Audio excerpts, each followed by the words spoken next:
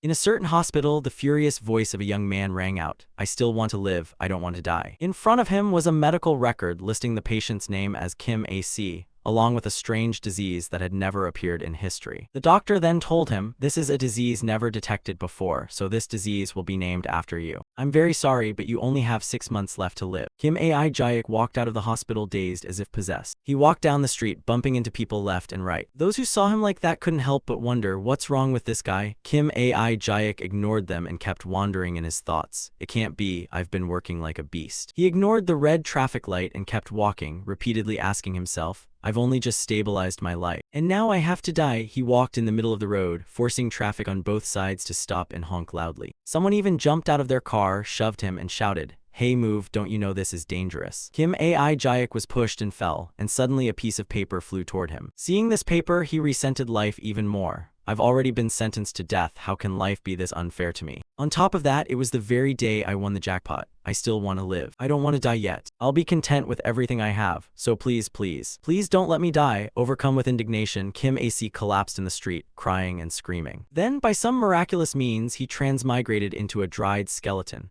One moment he was satisfied with the present, now he tilted his head and lamented. Of course I want to live, but not like this. Can't reincarnation make me human? Must it turn me into a bald-headed dried skeleton? Even with this body, it has taken away half my will to live. I can't even defecate anymore. Just as his anger had nowhere to go, a horde of monsters suddenly appeared. Kim Ai immediately drew his blade from its sheath and cut down the rampaging monsters. As he finished off the smaller pack, a giant leaped toward him. Kim Ai rushed into brawl with it, feeling nothing but joy. After waiting so many days, this miserable life was finally about to end. Die with one downward stroke. The giant monster collapsed. The suppression of the rebel legion was thereby complete. After Kim Ai Jayak transmigrated, he became the lowest level demon, a bone soldier. But with each battle and kill, he gradually grew stronger until he became a soul king.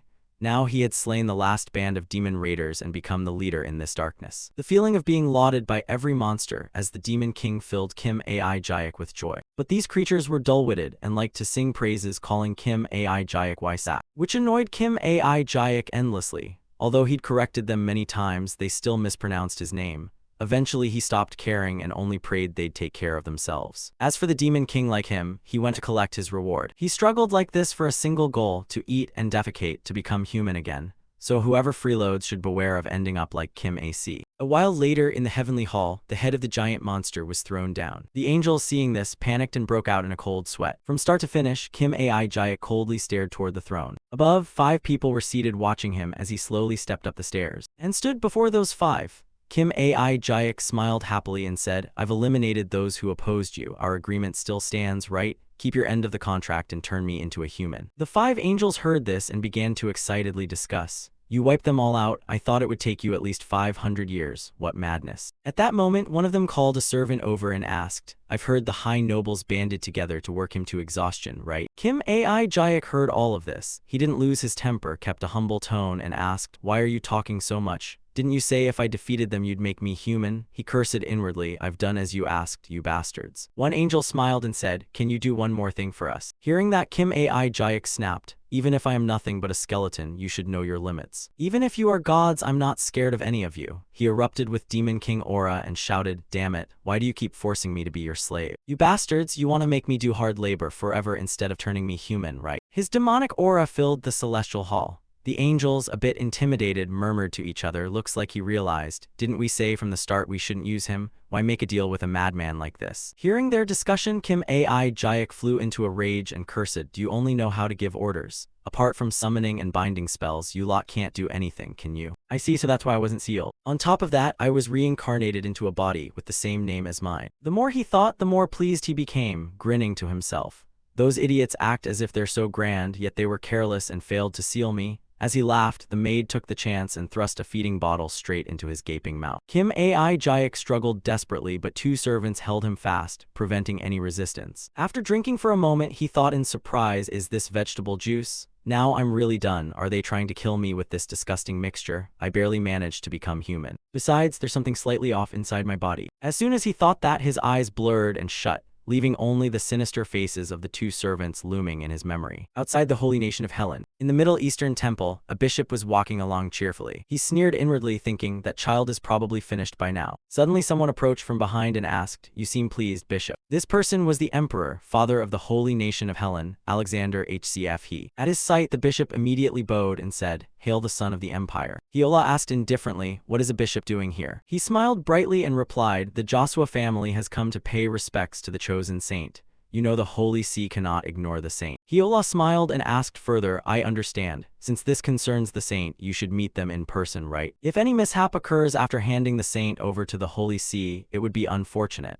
The bishop's face tightened like a monkey's rear. Before he could reply, a shout rang from inside the castle. A servant's voice cried out, "Young master, the young master has." The bishop lowered his head and smiled to himself. Immediately after, he and his soldiers ran inside. Hiola flung the door open and shouted, "What happened?" The maid panicked, turned and replied, "Young master." Hiola peered inside and frowned in confusion. The maid exclaimed, "So cute. Look at that chubby belly. He's so adorable. He eats so well. Truly an angel. Look, he alone has finished 15 bottles of vegetable juice." Hearing that, the bishop poked his head in, thinking incredulously, how could it still be alive? And he drank all of that too. That wasn't ordinary vegetable juice. A few minutes earlier, Asak had hazily wondered, is there something unusual inside my body, reincarnated again? Suddenly he snapped awake. Wait, this is Sanctity Eraser poison, a deadly toxin that destroys clerical holy power. It might not act immediately, but as a poison, drinking enough of it will be fatal. But I'll convert this poison into demon-kind mana, so it's truly a godsend for a former demon king like me. I never expected they'd give me a substance that can be transformed into mana. Wonderful.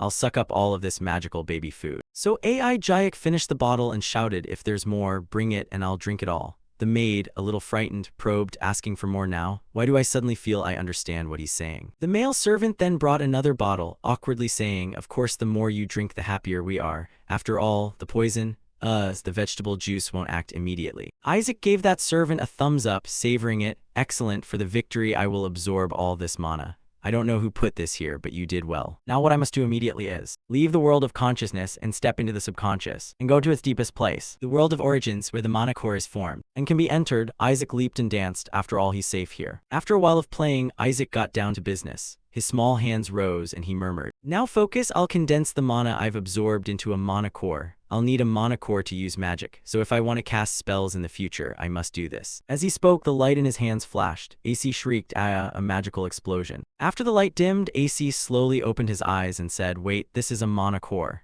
It usually has 3 colors, but why is it white?" "No, color isn't the issue. Clearly, I haven't had time to properly condense mana into that little core yet. So what is this energy then?" After observing for a while, AC forced a smile. "This surpasses my expectations." The tiny legs began to wiggle little by little. The small hands reached out, curiously wondering, just how many blessings have been packed into this baby's body? If I work with this, I could become a monster more powerful than I ever imagined. He pressed on his core, placing the wish to survive. He recalled the times he'd been through and couldn't stop sighing.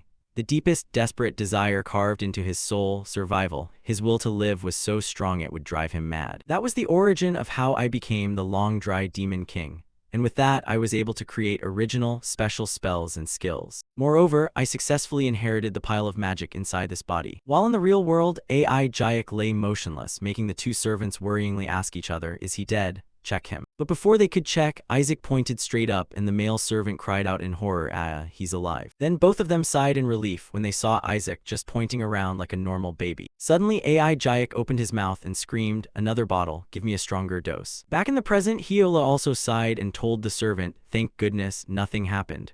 Isaac smugly thought to himself, "Well, I was almost assassinated, but it's fine." But the bishop turned pale, wondering why it was looking at him like that. Inside the cradle, Isaac looked toward the pile of bottles on the floor, worried. "Did I drink too much? No, I can't do anything that will make others suspicious right now. I must play dumb. Smile, smile as if you've never smiled before. And coincidentally turn your face toward the bishop, making him frown. What's with that? Drinking that much should have killed him. He'd be vomiting blood everywhere. And yet he's still..." So he frowned and concluded the kid was mocking him. A few days earlier, inside this castle, someone's voice echoed in a dark room. "The one who becomes the saint will rule the holy nation." Ridiculous. In the end, everyone insists their child is the saint, even the lowliest families. Hearing this, the bishop performed the ritual to assure him, "Do not worry, all the other saint candidates have already been dealt with." The other replied coldly, "Of course, but I've heard some unpleasant rumors that there's a saint candidate from the Joshua family. the Joshua family, the emperor's right hand. Hearing that, the bishop grit his teeth and said, "But we cannot do anything to them." The man immediately threw the wine glass in his hand away and angrily shouted, "That brat will die the moment you arrive. You only need to confirm his death. I've already arranged people to handle it. The saint must come from the Bari's family." The person giving the orders was the head of the Bari's family, Cardinal Hay Baris. Back at Isaac, the bishop's face grew even uglier as he recalled thinking, he said it would surely die. So why is it still alive? How could such an impossibility happen? Hiola, who had been cooing at him, walked over and praised, "How interesting. This shimmering blonde hair is the same color as the founder of the Holy Nation's house, isn't it, Bishop?" The bishop stammered, "Your Highness, how could you say such a thing?" Isaac blankly wondered, is this person the emperor? Hiola then affirmed, "I even feel the boy is closer to a god than the current pope. Truly fitting for the final saint candidate." Hearing that, AI Jayek leaped inside with a shout, "What? I'm a saint candidate, so that's why those others kept calling saint and holy one." The bishop grew even more tense after hearing this, thinking, damn it, the emperor is already favoring him. This cannot be allowed to continue. He hurried forward with a smile and said, "Your Highness, let me take care of this child." Hiola asked, puzzled, "Why is that?" He hurried forward with a smile and said, "Your Highness, let me take care of this child." Hiola asked, puzzled, "Why is that?" The bishop immediately made excuses, "Isn't something off? A newborn couldn't possibly drink that much vegetable juice." Hiola, unconcerned, replied, "What's wrong with a saint candidate drinking the congregation's provisions?" The bishop, unwilling, begged, "But we're not certain yet. Please let me look after the boy." Hiola declined at once. "People from the Jua family will come, so wait until then."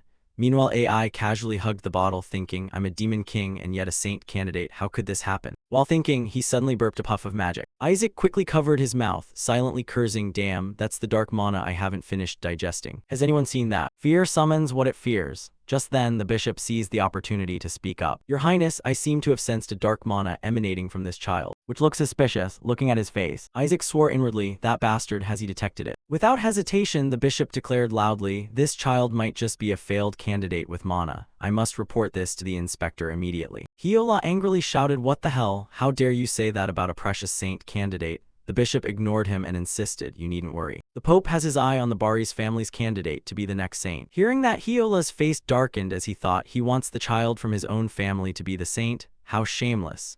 Isaac also muttered angrily to himself, "So that's why he wanted to eliminate me." At that moment, Isaac's body was lifted up. The bishop smiled slyly and ordered, "Bring the inspector here." Hiola hurriedly intervened. "Wait, the Rotshua family is a close ally of the court. As emperor, I think this child should still be examined." The bishop turned and replied, "I understand, Your Highness." But he didn't forget to look back and add, "But you also said the crown prince's blessing will be granted after the saint is decided." Hearing this, Hiola's face darkened as he thought, if I don't support the child the pope chooses, will he refuse to bestow the blessing on the crown prince? So he asked, "Is this the will of the church?" Isaac muttered angrily to himself, "Those bastards. This is bad for me if they discover who I am." The bishop said nothing further and carried Isaac away, smiling as he said, "Or we can test him right now. With my exorcising power." Isaac gripped the bottle tightly, thinking, right. The bishop, unaware of the nightmare about to unfold, smiled and explained, "If the boy is human, nothing will happen. But if he's a demon." Immediately, Isaac swung the milk bottle and smashed it straight into his head. The blow made the bishop's teeth rattle. One tooth fell out and then a few more, leaving everyone a bit pale. But Isaac pretended to be innocent, inwardly pleased. "Whatever, I'll act like a real baby." The bishop's teeth were scattered, his face swollen, and he screamed inwardly in confusion, "What is this? Just with a bottle and the damage is." Suddenly, people shouted, "Is that light holy power? Then this child must surely be a saint." Everyone was astonished and thought, "No, I clearly feel holy power within me. But I don't understand what this power is. Anyway, let's beat the old man first." Isaac gleefully struck again, not knowing how many more of the old man's teeth flew out.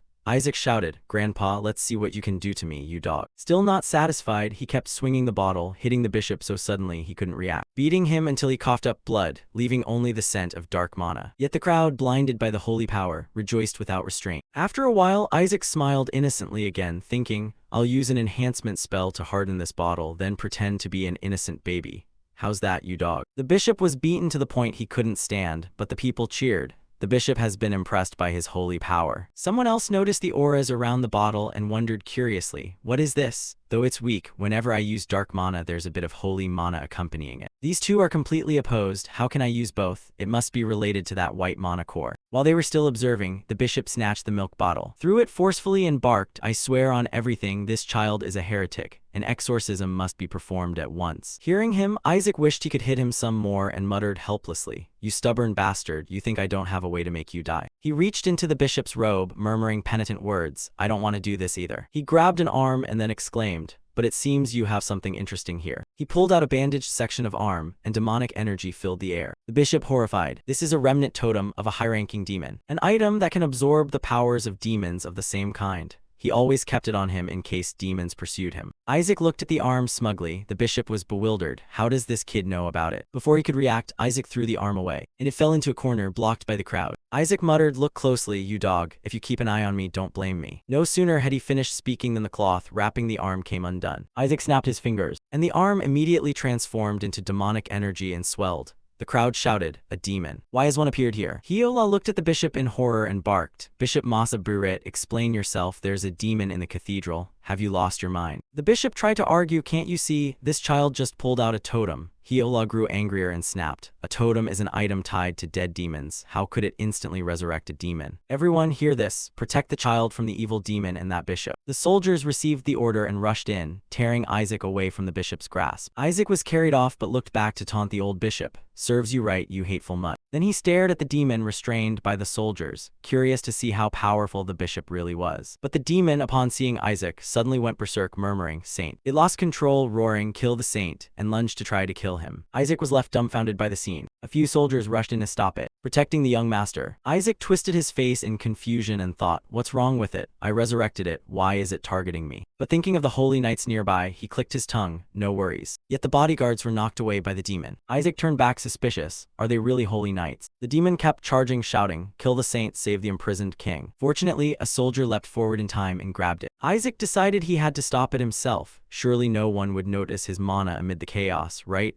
Why are so many people trying to kill me in this life? The demon lunged again. Isaac calmly faced it, muttering, "I saved you and now you're attacking me." His eyes emitted mana, and images of a past life appeared in the demon's eyes as it yelled, "You ungrateful little fiend." The demon immediately transformed into a kitten, trembling and unwilling to advance. But from outside, Isaac's body radiated holy light. The crowd only saw the brilliant holy light driving the demon back. Hiola witnessed it firsthand and was stunned. The demon dared not move, panicked and confused, and finally fled. The soldiers cried out in alarm, "The demon is running away." Voices praised in the hall, "That holy power. Lord AC has defeated a high-ranking demon, truly impressive. He's so young, indeed, a young master." Isaac stared at his hand in bewilderment and mumbled, "What is this? It's really holy power. From me. It's over impossible. Could this strange body be converting my mana into holy power? Wait, then where will I get dark mana? This holy nation is already short on dark mana." While Isaac was fuming, the bishop was seized by soldiers, who heaved and shouted in indignation, "Let me go, you fools, that kid is a heretic. He used demonic power. A demon stepping into the holy nation. Sir, I will perform an exorcism to expose his true face." Hiola barked, "That's enough, bishop. You dare accuse an innocent saint candidate of heresy and even release a high-ranking demon in front of the royal holy knights. Even if you are of the Holy See, don't expect me to let this go." The old bishop had to kneel silent, but he still harbored intentions in his mind. The seed of doubt had been planted. He would soon find the spy. And if that happened, it would reflect badly on the Holy See.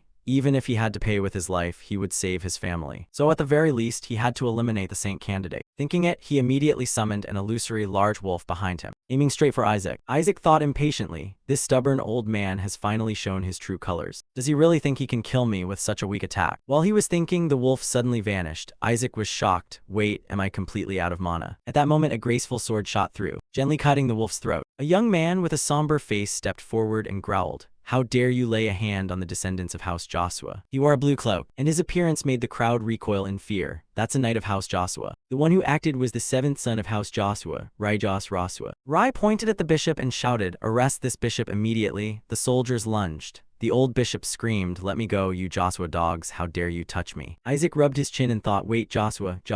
I feel like I've heard that name somewhere. Everyone bowed to Isaac. Rai approached Isaac and said gently, "Sorry I'm late, Isaac." Isaac sized him up, thinking, judging by his solemn manner, he's probably stronger than even the royal knights. Rai stepped to the side and pointed to someone behind him. "I can't say this makes up for past mistakes, but this is a small gift I want to give you." The man took something from his chest. Isaac guessed, is it gold? A bar of gold. But it turned out to be a model, and the man cheerfully shouted, "This is a model of the demon lord who was executed long ago. Our young master is so adorable. Isaac looked at the pile of models of himself and felt like he'd fallen into an ice cellar. Muttering resentfully, how can I possibly survive in this crazy family? Meanwhile, the others cheered excitedly. Look how he enjoys it, so cute. He's moved to tears. At that moment, a thought flashed through his mind. Wait, Joshua, I remember now. The holy maidens who once tried to defeat me. Memories of the past surged back. I am so Joshua, the 45th holy maiden. I am Joshua, the 61st holy maiden. You have no right to know my name. Thinking this, Isaac wrung his head and groaned. Of course, they're all from House Joshua.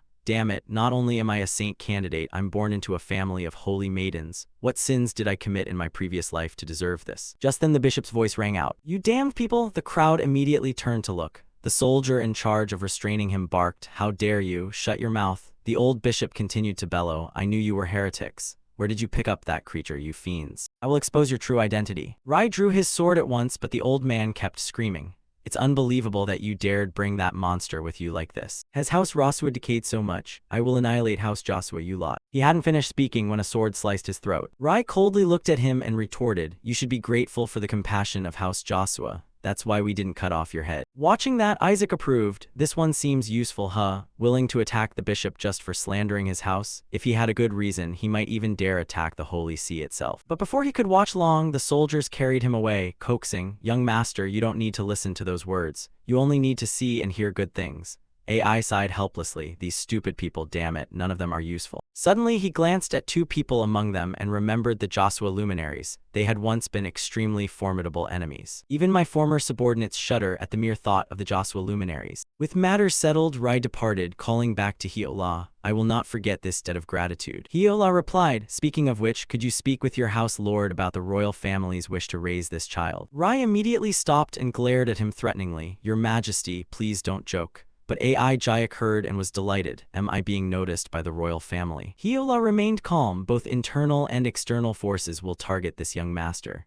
You realize that, right? Of course, House Joshua is not weak, but are you sure your current Joshua faith faction can protect this child? Upon hearing this, Rai sighed and said nothing. Isaac pulled a servant by the collar, straining to eavesdrop. What are they talking about? The emperor analyzed further, especially since the pope does not accept this child and the boy shares the same hair color as the founding emperor. Moreover, perhaps the dried demon lord is also pursuing the boy. Hearing this, AI Jayak was a bit stunned and wondered, that's unfair, wait, I'm the dried demon lord, why would I be chasing myself? At that moment Rai replied, pardon me, your majesty. Because this child is of Joshua bloodline, we will raise him as a member of the house. Whether it's the Pope or the dried demon lord, House Joshua is fully capable of handling them. In fact, I believe the previous holy maiden Melissa would be delighted to meet the dried demon lord again. Hiola could only smile, I believe so too. Rai continued, so how could we possibly agree to hand the direct descendant of holy maiden Melissa over to the royal family to raise? Hearing this, Isaac swallowed curiously. Wait, Melissa. He suddenly remembered that his final enemy before invading the heavens was Melissa, the most troublesome, maddest holy maiden he ever faced. Not only was I born a saint candidate in a family of holy maidens, but I'm also a direct descendant of Melissa. What is wrong with this life, heavens? In this world, after being defeated countless times by the dried demon lord, they decided to create the ultimate weapon, the Holy Maiden. A staff forged by the gods to punish evil, a radiant war blade, the light of the holy nation and the highest title among knights. With the overwhelming combat power of the Holy Maidens, everyone thought the dried demon lord would soon be defeated. However, the dried demon lord was extremely ruthless. AI Jayak dug back through his memories. I never killed the Holy Maidens. Killing them only makes things worse for me. When a holy maiden dies, all her holy power returns to the gods.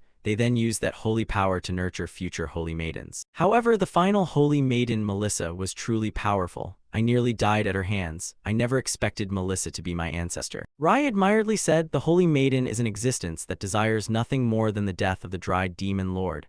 House Joshua is the only house that produced holy maidens, and our sole duty is to defeat everything that stands against the gods. I am certain House Joshua can fully protect this child. Hiola fell silent upon hearing that. Another soldier chimed in, that's right. Do you know how many holy maidens fell dead at the hands of the dried demon lord? AI Jayak grew more wrong the more he heard, mentally snapping. Who did anything? Who touched anyone? That soldier continued. The dried demon lord once imprisoned a holy maiden in a maze after deeming her unworthy of his presence. AI protested inwardly. I let her go already. How could I have known she would get lost like that? The man went on. 5 holy maidens have already died of despair. AI cursed inwardly, they should be in an asylum. Suddenly Rai patted his rear to comfort him. It's okay, there's nothing to worry about. Even if you're cursed, we will do everything to protect you. AI snapped back angrily. I'm the one who can't accept that. Curse me all you want. Seeing his scowl, Rai picked him up and soothed with a smile. We are very grateful for your birth. Your parents only asked one thing of you, which is that you do not grow up to be like that cruel dried demon lord. Hearing this, Isaac froze, not knowing whether to laugh or cry. He helplessly closed his eyes and thought, oh my unknown parents, sorry for shattering your hopes and dreams. Just then Hiola suggested, please reconsider. The dried demon lord has been sealed for 150 years. Isaac seized on that point and slowly analyzed. Has it been that long? Doesn't that mean Melissa is dead? She's been 50 years since our last fight. Hiola continued. In that time, the demon race began expanding its armies. Having a saint at your side would be the perfect opportunity to increase the holy nation's influence.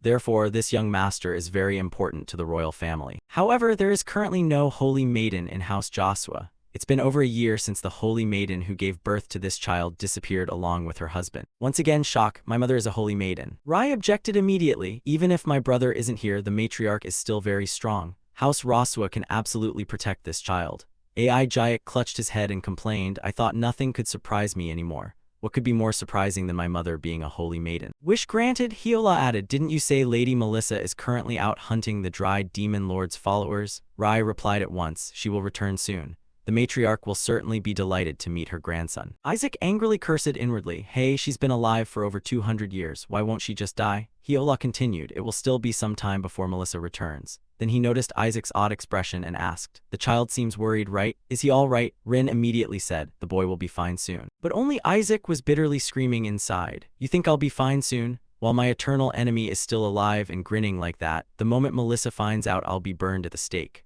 Others might be fine, but Melissa is the last person I can face and live. Thinking this, he reached out and grabbed Hiola's hand, playfully acting coy to attract his attention. Your Majesty, please take me with you. Hiola was immediately moved by this action, and he seized the opportunity to say, look, even the boy wants to return to the royal family. Rai ignored Isaac's crawling attempts to plead with Hiola and said, he's just a bit too friendly, Your Majesty. Hiola refused to let go, grabbed Isaac's hand and said, the royal family can offer the boy a lot. Even if House Joshua specializes in producing holy maidens, they don't have much experience raising saints. Rai pulled one of Isaac's hands toward him and replied, this child is destined to be an exorcising knight, and no house trains exorcising knights better than House Joshua. Your Majesty, moreover the boy is the first saint ever born, so isn't the royal family also inexperienced in raising saints? So the two began to tug and shout, the royal family is better, House Joshua is better. The soldiers rushed in and shouted, please calm down, you'll tear the young master in two. Ai's face went pale, inwardly screaming, I'll go with the royal family, so stop, I don't want to die. He glanced at Hiola, sweat pouring but forced a smile, continuing to think. Besides, the light of life constantly radiated from the emperor, illuminating everything around. That means I'd have a better chance of survival if I went with the emperor. I can't miss this opportunity. The emperor, seeming to understand the thought, smiled cheerfully. A wise choice, little one. Those words left AI stunned. That night in a desolate place, a bishop knelt before a group of men, repeatedly pleading, it can't be, I'm sure it used mana. I'm certain that child is the spawn of demons. The black-robed men immediately drew their swords and threatened, holy power is granted by the gods. Are you telling us that the demon race possesses holy power? The old bishop shouted in fear, but I'm sure it was mana. How could I possibly confuse mana with holy power? A black-robed man declared coldly, the Holy See has rendered its final judgment on your testimony. With that, he slashed down. The old bishop only managed to cry out, Cardinal. Fresh blood spurted. The black-robed man finished saying, it is the crime of blasphemy. After dealing with the bishop, another black-robed man said, I'll gather an assault team. But the leader replied, no need. The emperor will take the child with him anyway. There will be many opportunities within royal territory, so we'll plan for that later. This time, that brat will surely die. Isaac was lying there enjoying himself when suddenly his ear itched. Annoyed, he thought, which bastard is talking about me? The next morning, sunlight shone into the carriage. AI woke drowsily. He was being taken to House Joshua. Outside the carriage was a crowd of cavalry escorting them, making the black-robed men question their lives. What's going on? I thought he was going with the emperor. Back that day when checking Hiola's lifelight, Rai's body also emitted a similar light. He bowed and replied, yes, your majesty, indeed House Joshua is not a suitable place to raise a child. You can imagine it's a place full of demon corpses and mana cores. AI looked at him and reassessed. Is this person's will to live really that bright? Rai continued, the most valuable thing in Joshua is the corpse of the dried demon king. Hearing this, someone jolted, oh aha aha, the body of Taha, you have it. You should have mentioned this sooner, damn. Ji Lai was about to hand him over to Hio La when someone grabbed his hand and began pointing at things, making an adorably suggestive cute face. Let's go to Joshua together. Rai was immediately moved by that face and demanded to take him back from Hio La at all costs. So now Isaac sat cross-legged in the carriage, dejected, thinking, even if I'm being pulled from the royal family and handed to the military, this is the only way to touch my body. I've cultivated that body with mana to a level comparable to a god. If I can't regain it, then being level 10 means nothing. More than that, this is the first time I've seen the light of will to live shine so brightly. That means following this uncle to Joshua would be a huge survival advantage for me. Just then someone in the carriage asked, why is the army of the Holy Pope chasing young Master A. Isaac? Isaac pricked up his ears. He was wondering about that too. Why make such a big deal? Rai explained, it's because we received a prophecy from the gods. They said the saint would become a child of the gods. The other asked, so does that mean that person will become the next holy pope? Rai replied, yes, that's why the Bari's people worked so hard to create a saint. The more Isaac heard, the more shocked he became. What the heck is going on here? The holy pope is the strongest cleric, capable of using level 10 holy magic. He's effectively the king of all clerics and holy knights. In the Holy Nation, he wields power nearly equal to the emperor. Over thousands of years, Burr has produced countless holy popes, so it makes sense they fear someone, a saint candidate, taking that from them. So that's why all the other houses also want to produce a saint. Just then, the sound of horses neighed outside. Rai poked his head out of the carriage and asked, what's happening? The coachman bowed and reported, Lord Rai, we've arrived at the duchy, but there's a bit of a problem. No sooner had he finished speaking than several soldiers appeared behind them. And one spoke up, excuse us, but you're not allowed to enter the duchy. Isaac stared, thinking, what's this about now? Rai bolted out of the carriage and shouted, how dare you? Don't you recognize the Root Shua house sigil? Did you even get a proper education? The leader sneered, of course you can't go in. We need to eliminate the child who carries the holy maiden's blood. As soon as he finished, a purple barrier sprang up around the group. Someone from the convoy shouted, it's the demon race. AI gawked and wondered, what the hell? I clearly forbade them from attacking human territory. What the hell is the new demon king doing? The demon leader pointed at the convoy and taunted, hear this, lowly humans. Our revered king has ordered the ruthless extermination of saints and holy maidens. AI heard and bristled, muttering, I knew it. So a new demon king has ascended. But the other continued, in the name of the dried demon king, your AI sack, we will eliminate all saints. AI went berserk, cursing, damn it, when did I ever say that, you blockhead? The leader kept babbling, if you abandon the child, perhaps the dried demon king AI sack will be willing to spare you. Before he could finish, a bolt of lightning struck him, incinerating the loudmouth. With the leader dead, another shouted, you lowly holy knight. Rai ground his teeth and barked, how dare you say those things to an exorcising knight of Joshua, so you choose death. He raised his sword and shouted, hear this. For the ideal of protecting the small lives of this world, a Root Shua family will eradicate all evil, and will hunt you down to the very depths of hell to exterminate your species. That cruel dried demon king, I can't believe he used his subordinates to reclaim his body like this. The demon horde had heard enough, they wouldn't tolerate others mocking their king, and they surged forward shouting, how dare lowly humans like you, I will not allow you to insult the dried demon king. It's all for the goal of resurrecting our king, Lord Wysak. The two sides charged into battle. A soldier secretly scooped AI Sack out of the carriage, sped away whispering, sorry young master. AI Sack was still puzzled, wondering, what's going on? Is someone impersonating me? The soldier ran into the deep forest, set AI Sack down and said, please wait for me here. I'll be right back. As he spoke, he erected a protective barrier around Isaac. AI Sack reached out to test it and judged. This barrier is strong enough that even high-ranking demons cannot penetrate it. For nothing can enter from the outside, but that also means nothing can break out from within. If so, will to survive, activate unleash magic. Isaac focused his mind and recited the spell, hear the call of my voice. One created from magic yet possessing a mind. Whisper the thing that watches me. Immediately a black shadow appeared. Seeing Isaac, it cried joyfully, aha, my revered lord, my master. Isaac quickly clamped its mouth shut. Easy now, long time no see, shut up or you'll all be dead. Whisper murmured, I thought I'd never again behold your magnificent visage. Isaac, exasperated, I thought I was done for too. Isaac recalled, it's been a long time, hasn't it? Whisper, though only a detection magic, has its own consciousness. I created it because using detection magic and analyzing results manually was too exhausting. Over time, it formed a personality but remained dense. Just then Whisper spoke, your cruelty is as grand as ever. Congratulations on stealing a child's body without a hint of guilt. But how dare those filthy gods do this to my master? Though my master may be a bit vile, I can't believe they placed him in such a filthy child's body. Isaac, tired of its endless circling questions, snapped, Enough, instead go find the enemies. Whisper cheerfully, I'll start right away. I'll scan within a 100-meter radius. Having said that, it darted off. After a while, Whisper reported there are 88 enemies, all monsters. Creatures like them can never match you. Isaac muttered, are they crazy? Wait, 88, do they intend to fight? If the territory's security tightens, calling reinforcements will be harder. Damn, at this rate I'll have to end this myself before House Joshua notices. Even if it consumes all my stored mana, I'll have to do it myself. Suddenly Whisper reported, now only 51 enemies remain, numbers dropping rapidly, now only 31. Isaac astonished, what, how did it suddenly become like this? Whisper continued, now 13, the soldiers panicked. Rai loudly ordered, everyone obey orders, form a defensive perimeter. Whisper reported again, now only 4 remain. At that moment, a deep voice resounded. At last you've arrived, brothers. The demon horde responded immediately, charged together. The demon lick from before returned, its voice gloomy as it commanded, today we will kill that saint. Before the dried demon king could finish speaking, he killed his comrade and charged off. The sight terrified the soldiers to the utmost. Whisper gleefully announced, there are no enemies left. Having absorbed the power, the demon lick stood before the soldiers and screamed, how dare you lay a hand on my king, pay for it with your lives. AI Gak listening from afar could only scream, what the hell has gotten into it this time? The demon lick paid no mind and continued to bellow, my king, my one and only master. How dare you imprison him in that lowly child's body? Since Isaac had set it free, all the warped affection the shadow lick held for Isaac exploded. Seeing the soldiers do nothing, it roared again, don't you dare look at that child with your disgusting eyes. I'll gouge every one of them out. Hearing it shout on, a soldier asked Rai, sir, what is it saying?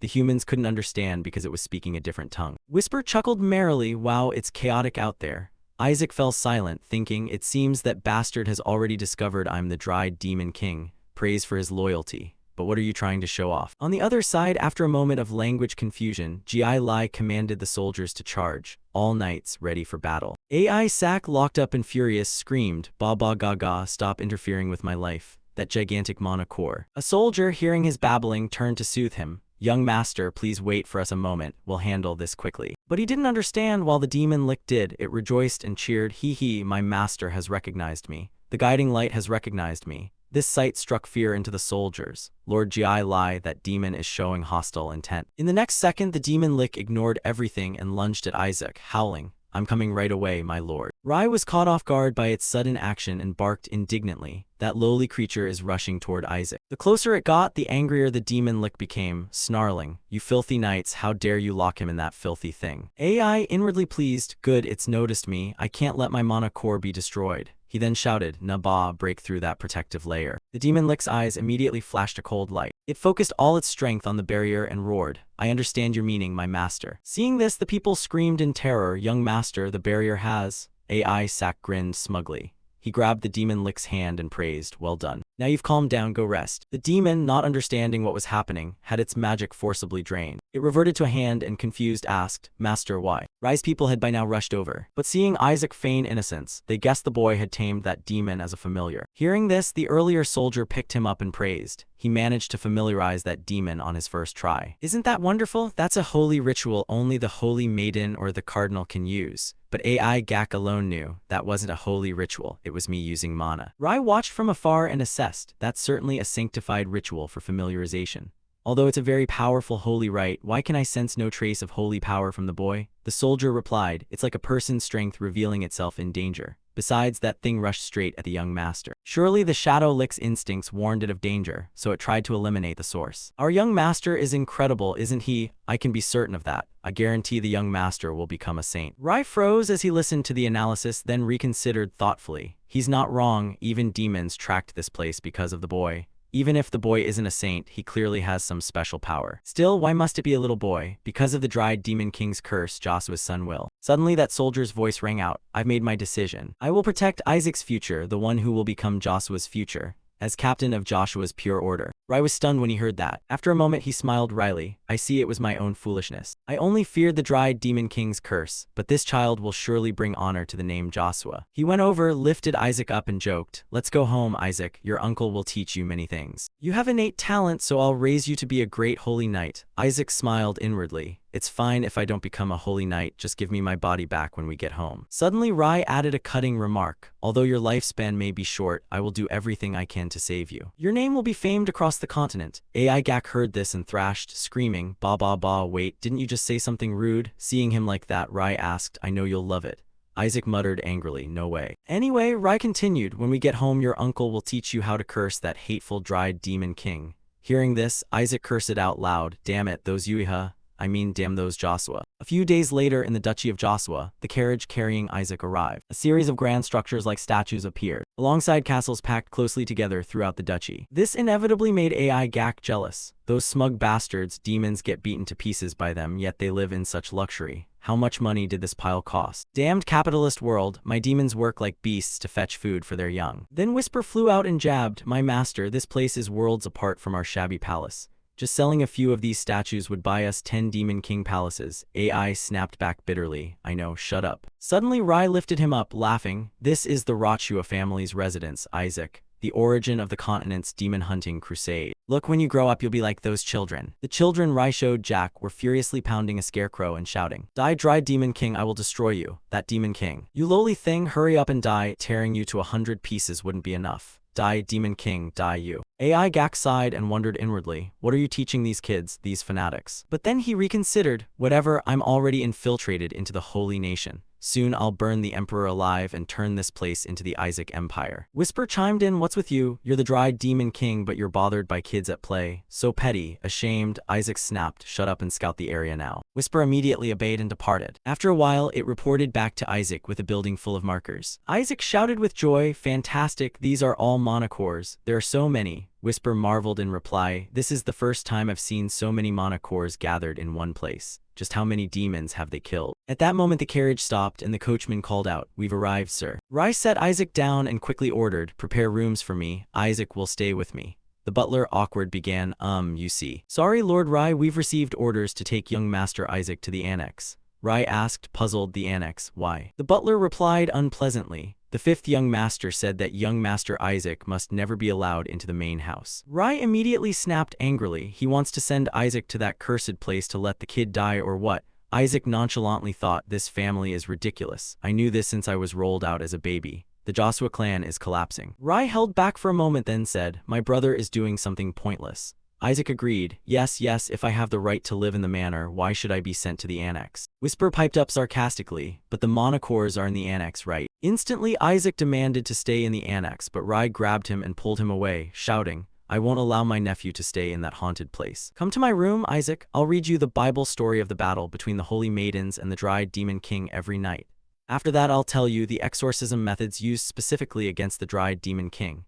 AI Gak wailed in disgust. Oh my god, that's basically trying to kill me. Do you really want to kill me? Just then someone stepped forward and shouted to stop him. Why are you making such a fuss overtaking in this homeless brat? Didn't I tell you to take him to the annex? After staying away for a while you finally show your face and now you dare oppose your elder brother. The speaker was the fifth son of the Joshua family, Gol Joshua. Isaac glanced over at that man, thinking to himself, a cringeworthy loudmouth. Go stepped forward and instructed, put him down, I'll take him to the annex. Rai immediately barked, are you kidding? This child is a descendant of the Rochua family. There's no way we'll send him to the annex, the place we used to shove people off into in the past.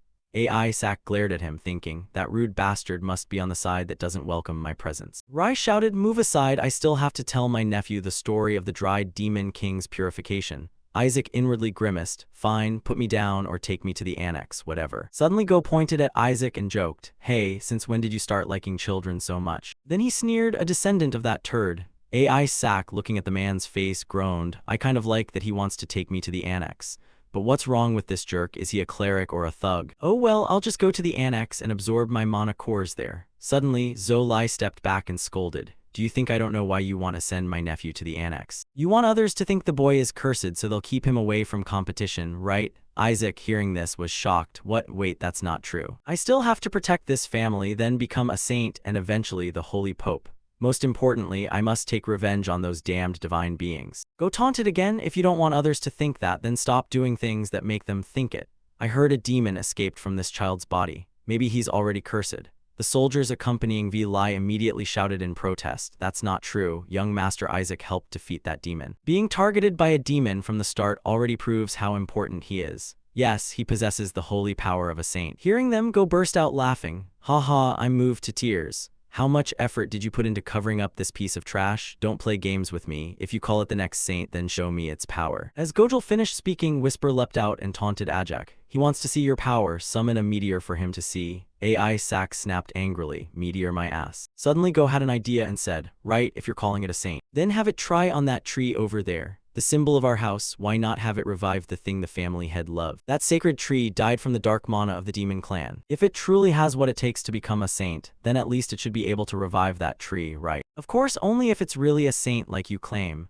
Looking at Go's appearance, Rai said peevishly, have you looked at yourself lately? Isaac muttered, Melissa, you fight well, but how is your descendant such garbage? The eldest went missing, and the fifth son is insolent. While speaking, Isaac suddenly gasped, huh, what's that? Whisper asked confused, what's what? Aya grabbed it tightly and barked, what are you waiting for? Get over there and take it all from me. With that, Isaac threw Whisper toward the withered sacred tree. Rai calmly analyzed, a tree that's been dead for 70 years and you expect a child who can't even speak. He was still speaking when a light behind him stopped him mid-sentence. Go also turned back in surprise. Rai said in disbelief, what the hell is that? The sacred tree. They saw the sacred tree now lush with leaves, bursting with life as if nothing had ever happened. Go screamed in shock, the sacred tree has been revived. Impossible, even with purification and restorative magic, it would have withered away. What on earth is happening? Isaac thought smugly to himself, it's nothing. There was a bit of dark mana near the tree's roots, so I absorbed all the taint.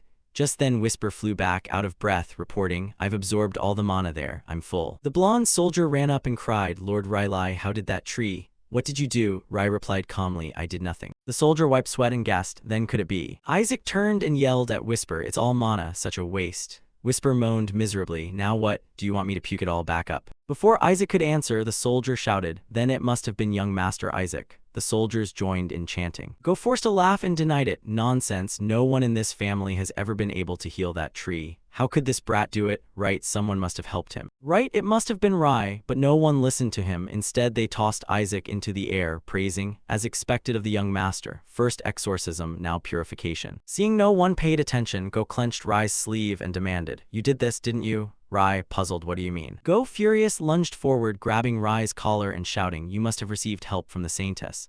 Then you made it look like that filthy brat did it, right? Rai replied wearily, what on earth are you saying? Go screamed again, stop your little tricks.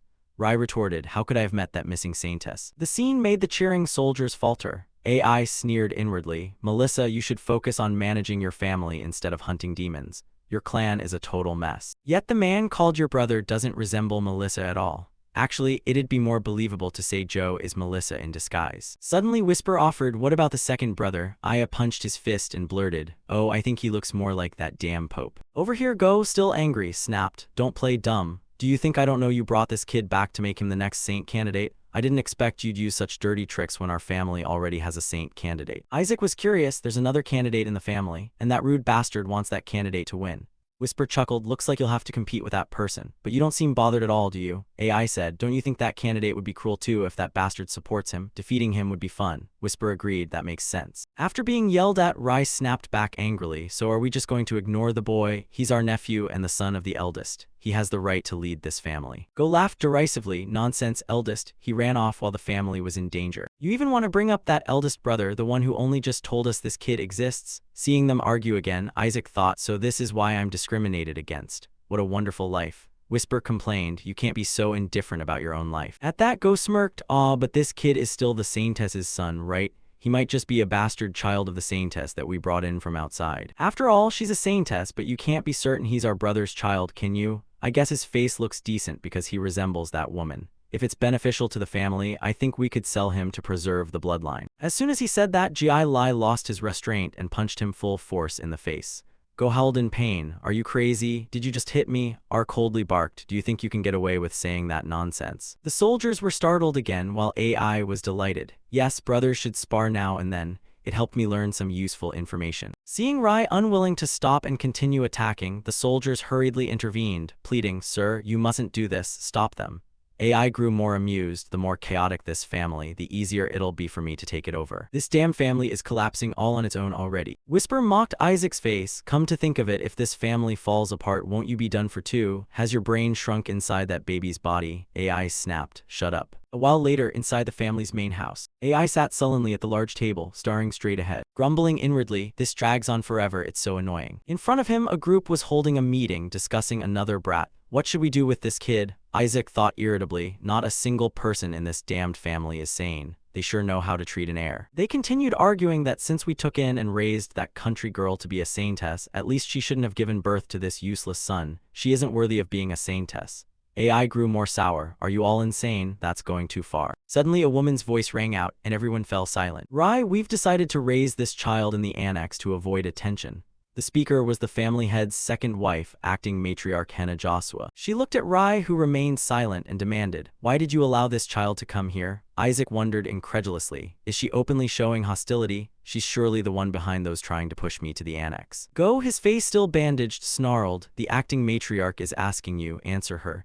Hearing that tone, AI immediately guessed she's probably the mother of that rotten uncle. Rai didn't answer Henna's question but shot back, "Isn't father here?" Henna bowed her head and replied, "He's gone out of town. I must admit this whole saint candidate mess is really chaotic." Rai closed his eyes and exclaimed, "What a pity, he should have heard that the eldest nephew of this family, Isaac, revived the sacred tree." At those words, everyone seated in the meeting room was startled. Go sprang up and shouted, "That's just a coincidence. How could this brat have done that? Maybe it's the prayers of the R-1ED1T Xua family finally working." Another elder chimed in, "I think so too. If even our family head couldn't find a solution, how could a child like that do it?" Han agreed, "I concur. From the start there was no evidence." The others in the room murmured at their words. The matriarch spoke sensibly. "Indeed, it's a great blessing that the sacred tree has been revived." AI Jack muttered angrily, looking at them. "Want proof?" The small hands rose, and everyone immediately gaped and turned to look, only to see Isaac slowly condensing a core of energy in the air. The elders immediately grabbed their heads in horror, stammering,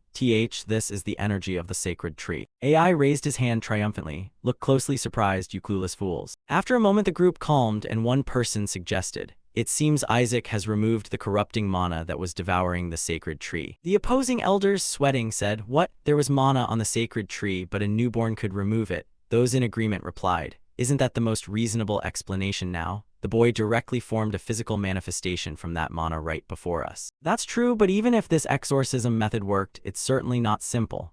A single small mistake could easily kill the sacred tree. That's why the family head chose periodic purification over straight exorcism." Go, hearing this, was shocked and gaped. "What the hell are they talking about? No way could a newborn do something like that." Rai shouted, "Isaac must have instinctively exorcised the dark mana. A child still nursing has accomplished what no one in the Holy Order managed in 70 years. Go was horrified and screamed inwardly, "What is he even saying?" Unable to hold back, Go punched the table and shouted, "Elders, do you really believe this absurdity? A newborn that can exorcise, it can't even speak. Outsiders would laugh at us. Look at it, it's not even reliably of R-1ED1T Xua blood. What if it's actually from some unknown family?" Isaac grew more and more fed up as he listened, and paid it no mind. Rai loudly defended, "Honored elders, please hear me. This child will certainly become a saint. He could even become the next pope." AI, hearing him, agreed, "Damn right he could." Before anyone could react, Ji Lai hoisted the child up and shouted, "And above all, this child will destroy the demon king Kalau." AI grimaced and yelled, "What the hell is that?" The previous sentence was enough.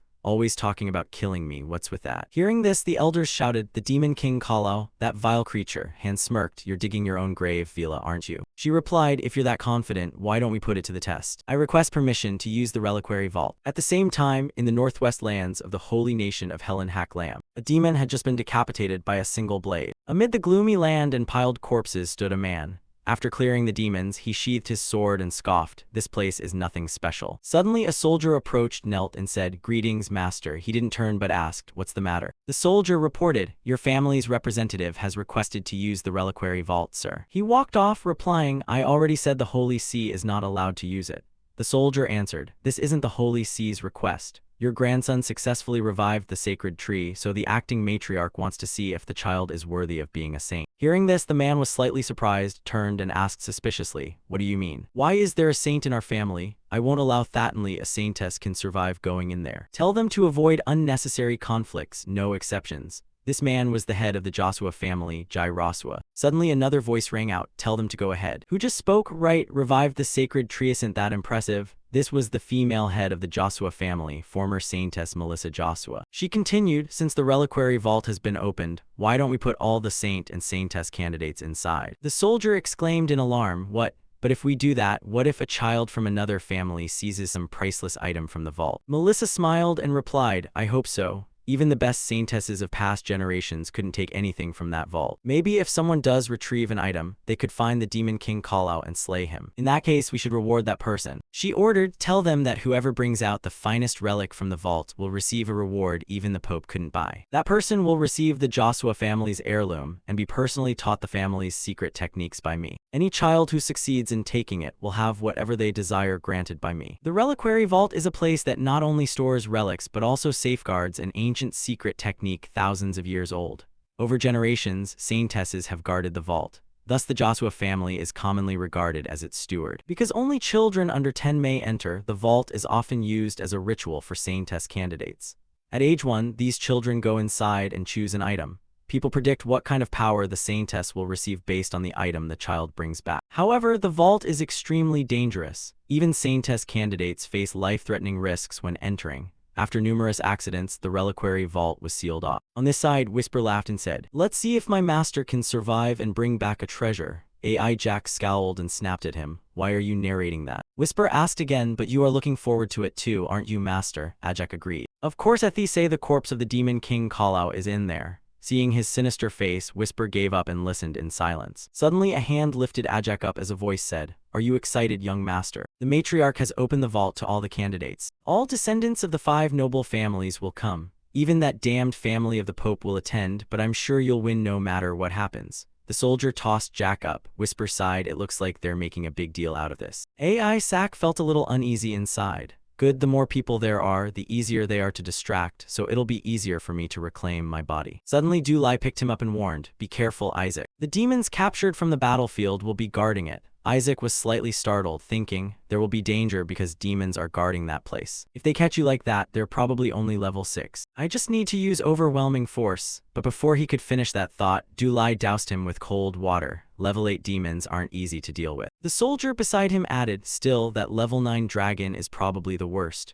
Rai agreed, "If we're judging only by rank, then yes." AI Sack heard this and was horrified. "What the hell? How can there be level 8 demons in there?" Whisper complained, "The whole R-1ED1 Shua family must be crazy. A dragon in a place where a bunch of children will go, but at least you know a lot about dragons." Hearing it, his master broke into a sweat, thinking, "What now? This time we're dead for sure. Dragons pose a danger on a whole different level." When Whisper asked, he said, "Well, I tricked them a few times." Whisper cheerfully asked, "How many exactly?" He ruefully replied, about 70. He recalled that day after the dragons discovered it. That voice echoed in his head. That bastard fooled even the little dragon. What the hell did he sell those kids? They're not even 3 years old. Even the ancient dragon was fooled, let alone the little dragon, that dry-skulled bitch of a mother. Remembering that, AI Sack ground his teeth and cursed. This is bad, and they have good memories too. They'll recognize their soul's gone. Whisper gleefully jabbed him with a blade. "It's fine, maybe it's time I found a new master." Ajak collapsed, thinking, "It seems I'm out of options. So there are level 8 demons and a level 9 dragon in the reliquary vault.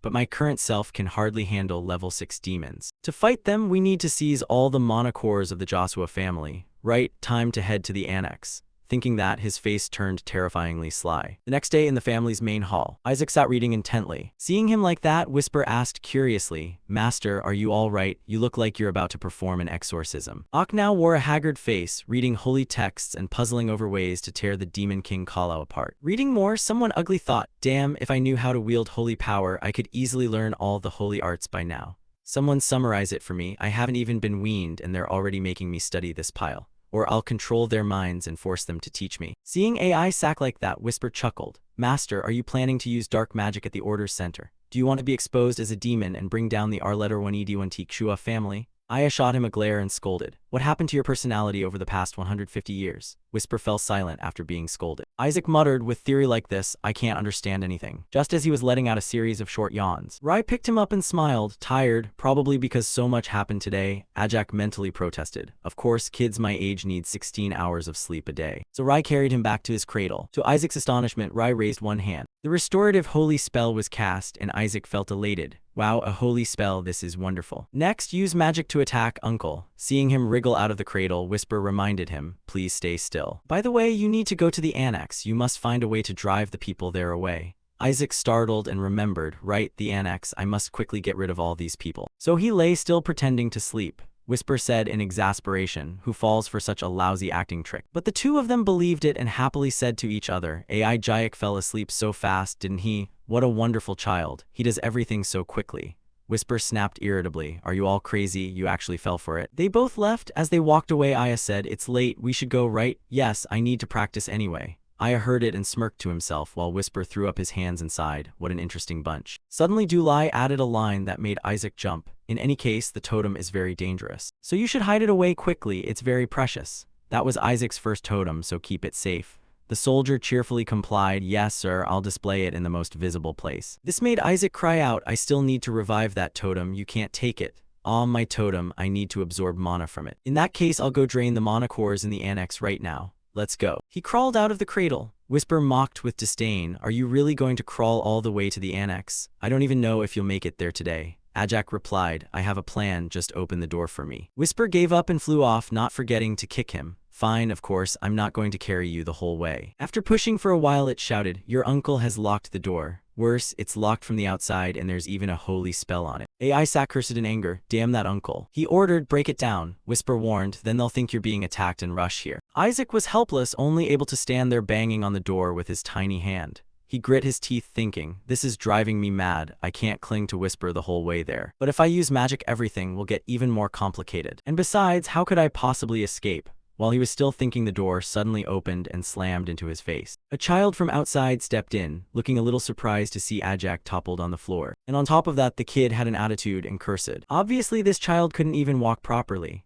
This child was Gold Joshua's son, the Joshua family's saint candidate, Suri Joshua, 5 years old. Isaac, hit in the face, was furious. This brat is my rival. Whisper went berserk and yelled, how dare he harm my master. Suri glared at Isaac and thought, a totem that even a genius like me couldn't create. There's no way that kid could make it. Finishing his thought, he gathered holy power into his palm and proudly declared to Isaac, I'm the one who will become the saint. How dare you compete with me? This is my plan to escape this cursed family. Hearing this, Isaac felt itchy for a fight and glanced around for a feeding bottle. Whack! This time Isaac used mana to control a bottle to attack, and he triumphantly shouted, I found my means of transportation. When suddenly he got smacked right in the face.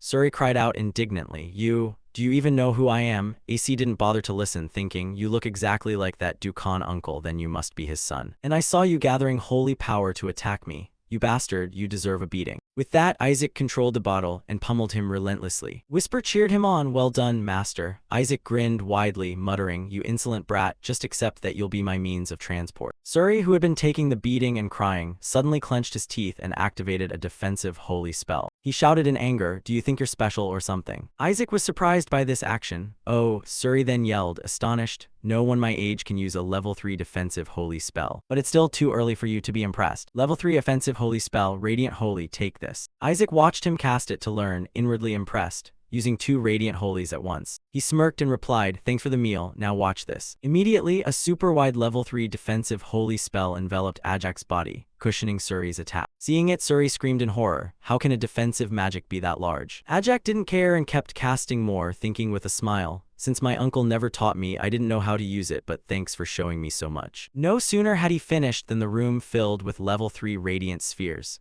Suri looked around in panic and yelled, impossible. Before he could react, Isaac pointed and launched them at him. Not knowing how to defend, Suri shouted loudly, wait. But the radiant spheres kept falling like rain. Whisper finally flew over and asked, Master, as much as I enjoy this, is it really okay to kill someone from the R-1ED1T Kshua family? Ajak exhaled and asked back, who said I'm killing him? The attack doesn't even hit him anymore. The dust cleared to reveal Suri holding his head, his body only slightly scratched. Realizing he had been tricked by a kid, he stood up furious and cursed. You miserable brat, you can't even fight us. Why did you scare me like that? No matter how many holy spells you use, you cannot defeat a saint candidate like me. He was still speaking when a gloomy sound suddenly echoed. Do you dare? Suri, a little frightened, turned to look and saw a demon standing there, asking in a deep voice, do you dare attack my master? Are you tired of living? Have you chosen your burial place yet? Suri was frightened into stillness, unable to move or answer. Isaac took the opportunity to climb onto the demon, squinted at Suri and said, carry me, what are you waiting for? That face of yours looks more demonic than the demon beside you. A while later, in the dead of night, Suri walked through the darkness muttering, I am Suri Joshua, I will become a saint in the future.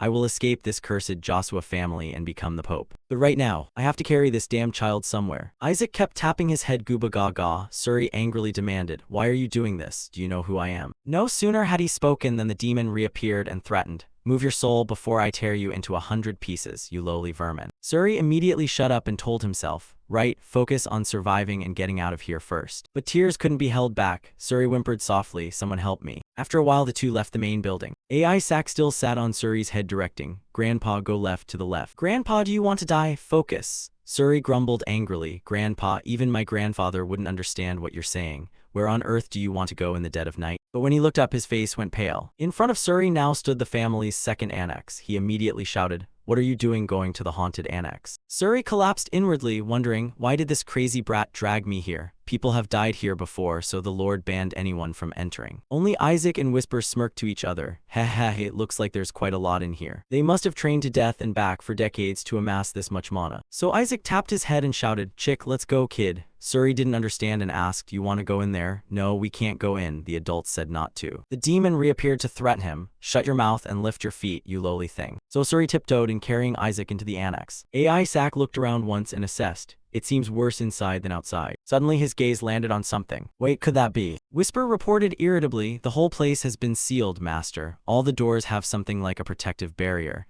AI Jack immediately deflated. What a hassle. Seeing him like that, Suri said, hey, let's turn back, everything here is locked anyway. AI Jack instantly went berserk, grabbed his hair and cursed, Grandpa. Suri sprang up and yelled, are you crazy? Don't grab my hair. Suddenly he noticed the paintings on the wall and exclaimed, it's the previous family heads. Then he sneered, now you want to compete for the next head of the family. It's useless because that next head position will be mine anyway. But as soon as he said that, Isaac threw the bottle straight at one of the portraits. Suri was immediately frightened into wide-eyed shock. Then Isaac controlled the bottle to smash the remaining portraits. Suri screamed in terror, hey, are you insane? Why are you doing this to the family heads? Ajak replied irritably, Grandpa, you shouldn't have put barriers on these portraits. After breaking the pictures, Whisper announced, the barrier has been broken, master. AI Sack grinned widely, wonderful. He left Suri behind and climbed down. Suri, a bit stunned, asked immediately, hey, where are you going? Seeing crawling was too slow, Ajak rolled like a ball and shot off. The sight frightened Suri even more. Hey, are you crazy? You've made this mess and now you want to roll away. AI Sack rolled into a room full of tubs and containers holding dark mana. He ignored Suri, ordering Whisper to close the door. Suri hurried after him, shouting, hey, stop it. What exactly are you doing, you damned brat? Before the door closed, AI turned back with a devilish grin and replied,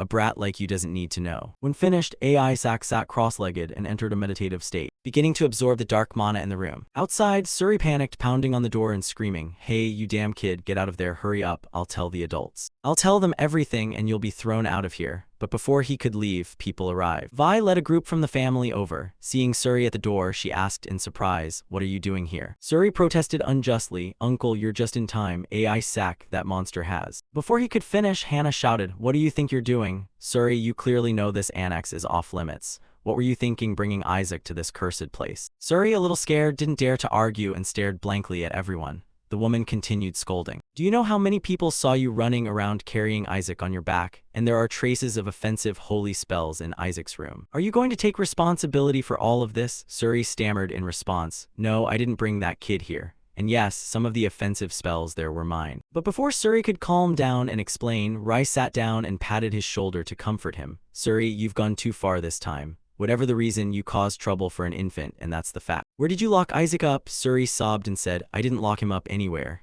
Ajak went in on his own. But no one believes that claim about a toddler who can't even walk yet. Rai opened the door and called, Ajak, are you in there? Others also cried out, Lord, do you think we locked him in? Rai looked into the room, his face taut with tension. AI Sack was now sitting by the door, crying pitifully and nonstop. Everyone turned to comfort him. Are you okay, Isaac? My goodness, the boy looks terrible. Rai hugged Isaac to console him. Thank goodness you're all right. Although the boy looks frightened, it seems nothing serious happened. Then Rai glanced over at Suri. He walked away, calling back, you should reflect on your actions. Suri, unable to defend himself, said indignantly, no, it's not like that, I swear. As AI Sack left, he called out, Grandpa, thanks. Because of the kid, I had a hearty meal. Seeing his face, Suri collapsed and screamed, that damned kid. Hannah, worried, asked, why does it look like the boy's blood pressure spiked? Suri replied, maybe it's just the cold in here. A child so young already. AI Sack, meanwhile, happily felt the mana in his body and chuckled, this far exceeds my expectations. I've absorbed an amount of mana equivalent to 100 years of hard training in one go. Yes, with this amount of mana, I can finally carry out that plan.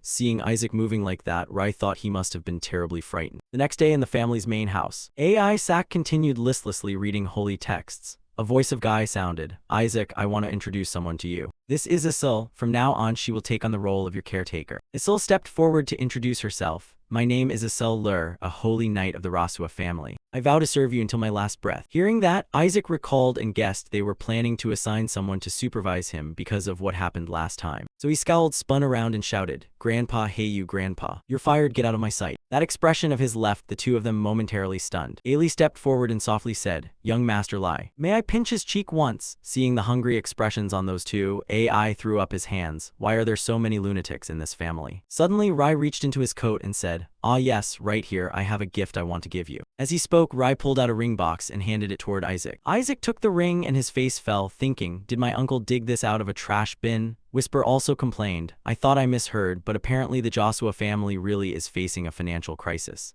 How is this fit as a first birthday gift for the master? But Isil cried out when she saw the ring, oh my god, isn't this the Saintess's heirloom? Ajak looked at it a bit surprised. The Saintess's heirloom? Rai ruffled his head and said, your uncle obtained it from the council, it's reserved just for you. Ajak inspected it for a moment and exclaimed in amazement, huh, it's real. This is the ring the Saintesses used in the battle against me. The ancestral ring, a ring containing a divine miracle spell. The holy power contained within it is truly extraordinary. Even so, it seems it can only be used once or twice before it shatters, but I have a way around that. Thinking that, he glanced toward a nearby tree. Go was pulling a face like a monkey, looking over this way. His grumpy, filthy expression made Ajak think, that face proves it's genuine. He looks like he wants to beat this grandson to death. But a few seconds later, Go's sweet voice rang out. Aha, Isaac, my little grandson. Oh, isn't he just adorable? I hope you feel comfortable staying here. Isaac jumped up and shouted, what the hell is this? Whisper added, could he be going crazy? Go awkwardly thought, damn, this just got more complicated. I sabotaged the blessing device in the relic vault so this kid wouldn't receive the blessing.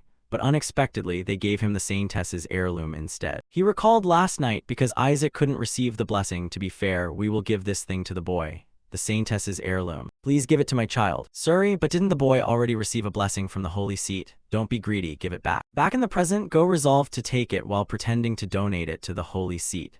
The kid surely won't understand its true value. With that in mind, he rummaged in his coat and said, if you're going to give the boy a gift, at least choose something better. That other thing is completely useless. Rai asked in surprise, useless?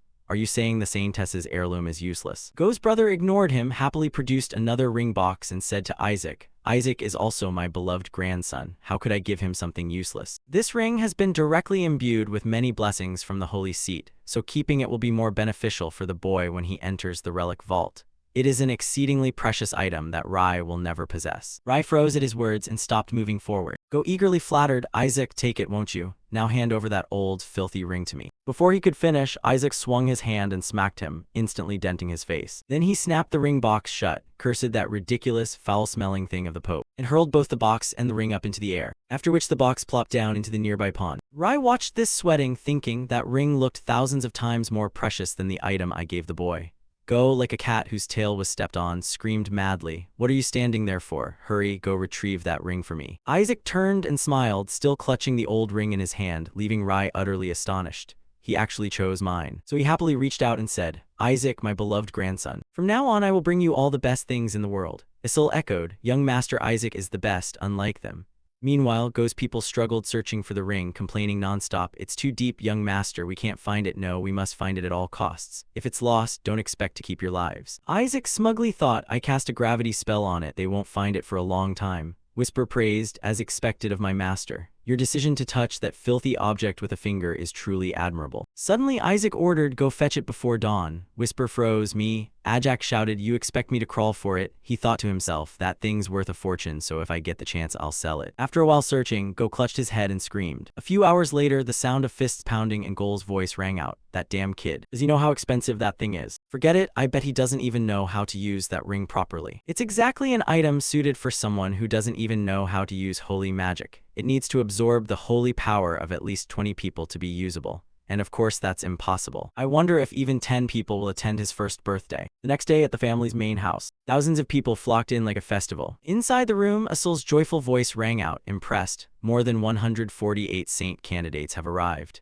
Including nobles and attendants, about 4,000 people have gathered today. It seems all the ducal families and dozens of baronial houses have come. Even the emperor is here. Other nations sent saint candidates too. Wonderful. But Isaac heard this and looked depressed, moaning, "Why are there so many saint candidates? Are those gods too lazy so they draw contests everywhere?" Whisper replied, "That's the sort of thing they do." Suddenly Rai Van rubbed his chin and said, "What a surprise. I thought no one would come, thinking this was a trap." At that moment someone burst into the room and shouted, "How could they think that? My old friend, I haven't seen him in ages." The person who rushed in was the chairman of one of the Empire's 3 merchant guilds, Rai's close friend, Count Simon. Rai, slightly surprised, exclaimed, "Simon, you came too?" Simon replied calmly, "The rumors have spread across the Empire, so of course I had to come. Everyone knows this isn't a trap and decided to attend. Besides, won't the weak boys of the Rosua family participate as well? Not to mention the rewards the head of the Rosua family put up. So how could I miss it? Even the Pope's family will be there." Hearing that, Isaac asked curiously, "What reward did she put up?" Rai tensely said, "Don't joke. How could the Pope's family possibly participate?" Simon paid no heed and said, "There's no way those pretentious, disagreeable nobles would set foot on Joshua territory.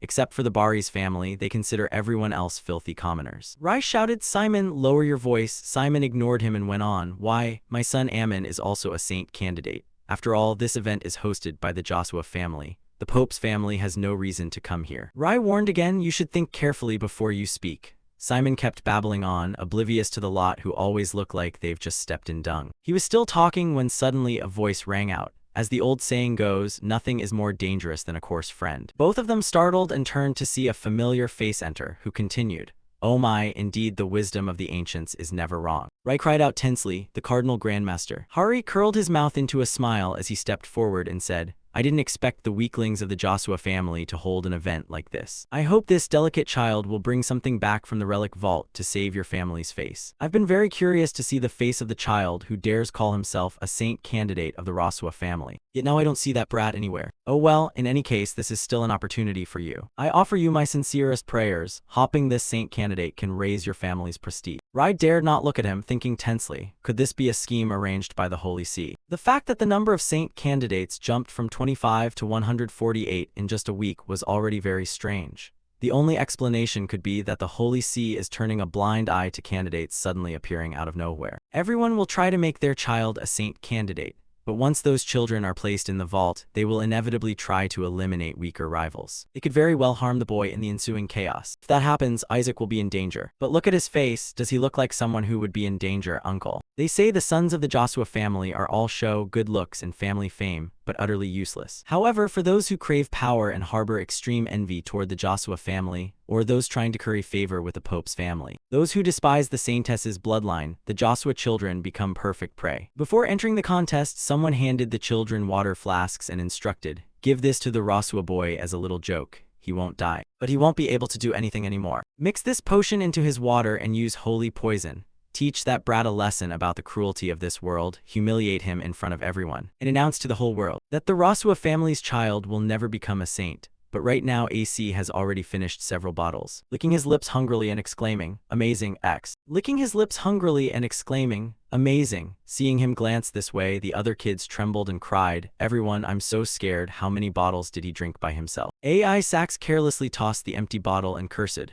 "Grandpa, bring me more. This poison won't kill me." "Grandpa, give me more." The children were terrified. Some even wanted to go home. "What's wrong with that kid? I thought you'd laced it with a laxative or something. A freak. Or did he drink the wrong bottle? I don't think so. Let's go." Suri clutched his head and complained, "Why does he keep drinking? It's so humiliating." "Don't sully the Rosua name. As a saint candidate, you should at least recognize when something's wrong." Suri jumped forward, snatched the bottle from Isaac and snapped angrily, "Stop drinking, are you that thirsty?" He offered another bottle. "Here, drink this." But AC immediately threw it in his face, scolding, "Grandpa, this one is poisoned." He transformed wildly and lunged, shouting, "Grandpa, give it to me now." Then they started brawling with the one holding the holy poison, while the others gathered and whispered, "Has this guy been called back by the King of Hell? Or is life weighing on him so he wants to sleep early? No, maybe he has strong poison resistance. I heard someone can reach a level of self-detoxification by training holy power. What? Are you saying that kid has reached that level? But then why is he seeking out poisoned bottles? Could he be making sure no one else drinks them because they're so dangerous?" Hearing them, Suri sat in a corner and muttered, "Since when did he become so noble?" Suddenly someone shouted, "Really? Are you implying that kid is sacrificing himself?" Seeing him, Suri panicked, "Kina Baris, why is he here? I never heard the Pope's family would participate." The newcomer is the direct heir of the Pope's family, Kina Barit. The children now recognized him and buzzed. Wait, isn't that Kina Burris? Why is the Pope's family in the Saintess's relic vault? Oh my, looks like we know who will win. Isaac, focused on drinking the poison, also glanced over to assess him. So that kid is guaranteed to become a saint, but can the Pope's Burris family have hair that pure white? Did he bleach it? Strange. All the others in that family have dirty colored hair. Then Kina spoke up. What's strange about a member of the Pope's family being in the Saintess's relic vault? Our family leads all the clergy. Therefore, the Saintess's relic vault belongs to us. I'm just here to take what's mine. What's there to be surprised about? AI Sachs, hearing this, judged that from his arrogant tone he must indeed be from the Pope's family. But that kid is truly a monster. His pure holy power even surpasses a bishop's. Truly the #1 saint candidate. Then Kina continued, you intend to use such crude methods to insult the family head, and you still call yourselves saint candidates? Pathetic. What good comes from humiliating a child? There's no way a child could have toxin resistance, right? Surely it's the saintess's power trying to protect this child. Hearing him, AI Sachs contemptuously thought, ignorance must be hereditary, huh? Kina cast a spell and said, it's fine, let me detoxify him. AI Jack was slightly shocked and reassessed. At this age, he can use holy detoxification magic. Look at that amount of holy power, it's certainly at least level 5. But then he thought differently. Who is this kid trying to fool? Is he trying to use me to show off his skills? Smart, huh? If you want, I'll humiliate you. The next instant, AI Sachs slapped his face so hard it sounded like it echoed to the universe. The kids immediately shouted, has the holy power vanished? Kina was shocked and looked back. He stared at his hands in confusion, wondering, my holy power's been nullified by a child. Could he be stronger than me? The more he thought about it, the angrier he became. Murderous intent flaring, he glared at Jack and cursed inwardly. That pest from the Roswa family. AI Sachs shot back a glare. What are you looking at, kid? Grandpa, I'll smash your skull with this bottle. No sooner had he finished than Suri lunged forward to stop him. He cried, no, don't do that. Seeing this, the kids clustered and whispered, oh my god, is he defending the child because they're from the same family? That boy slapped the one trying to save him. How disrespectful.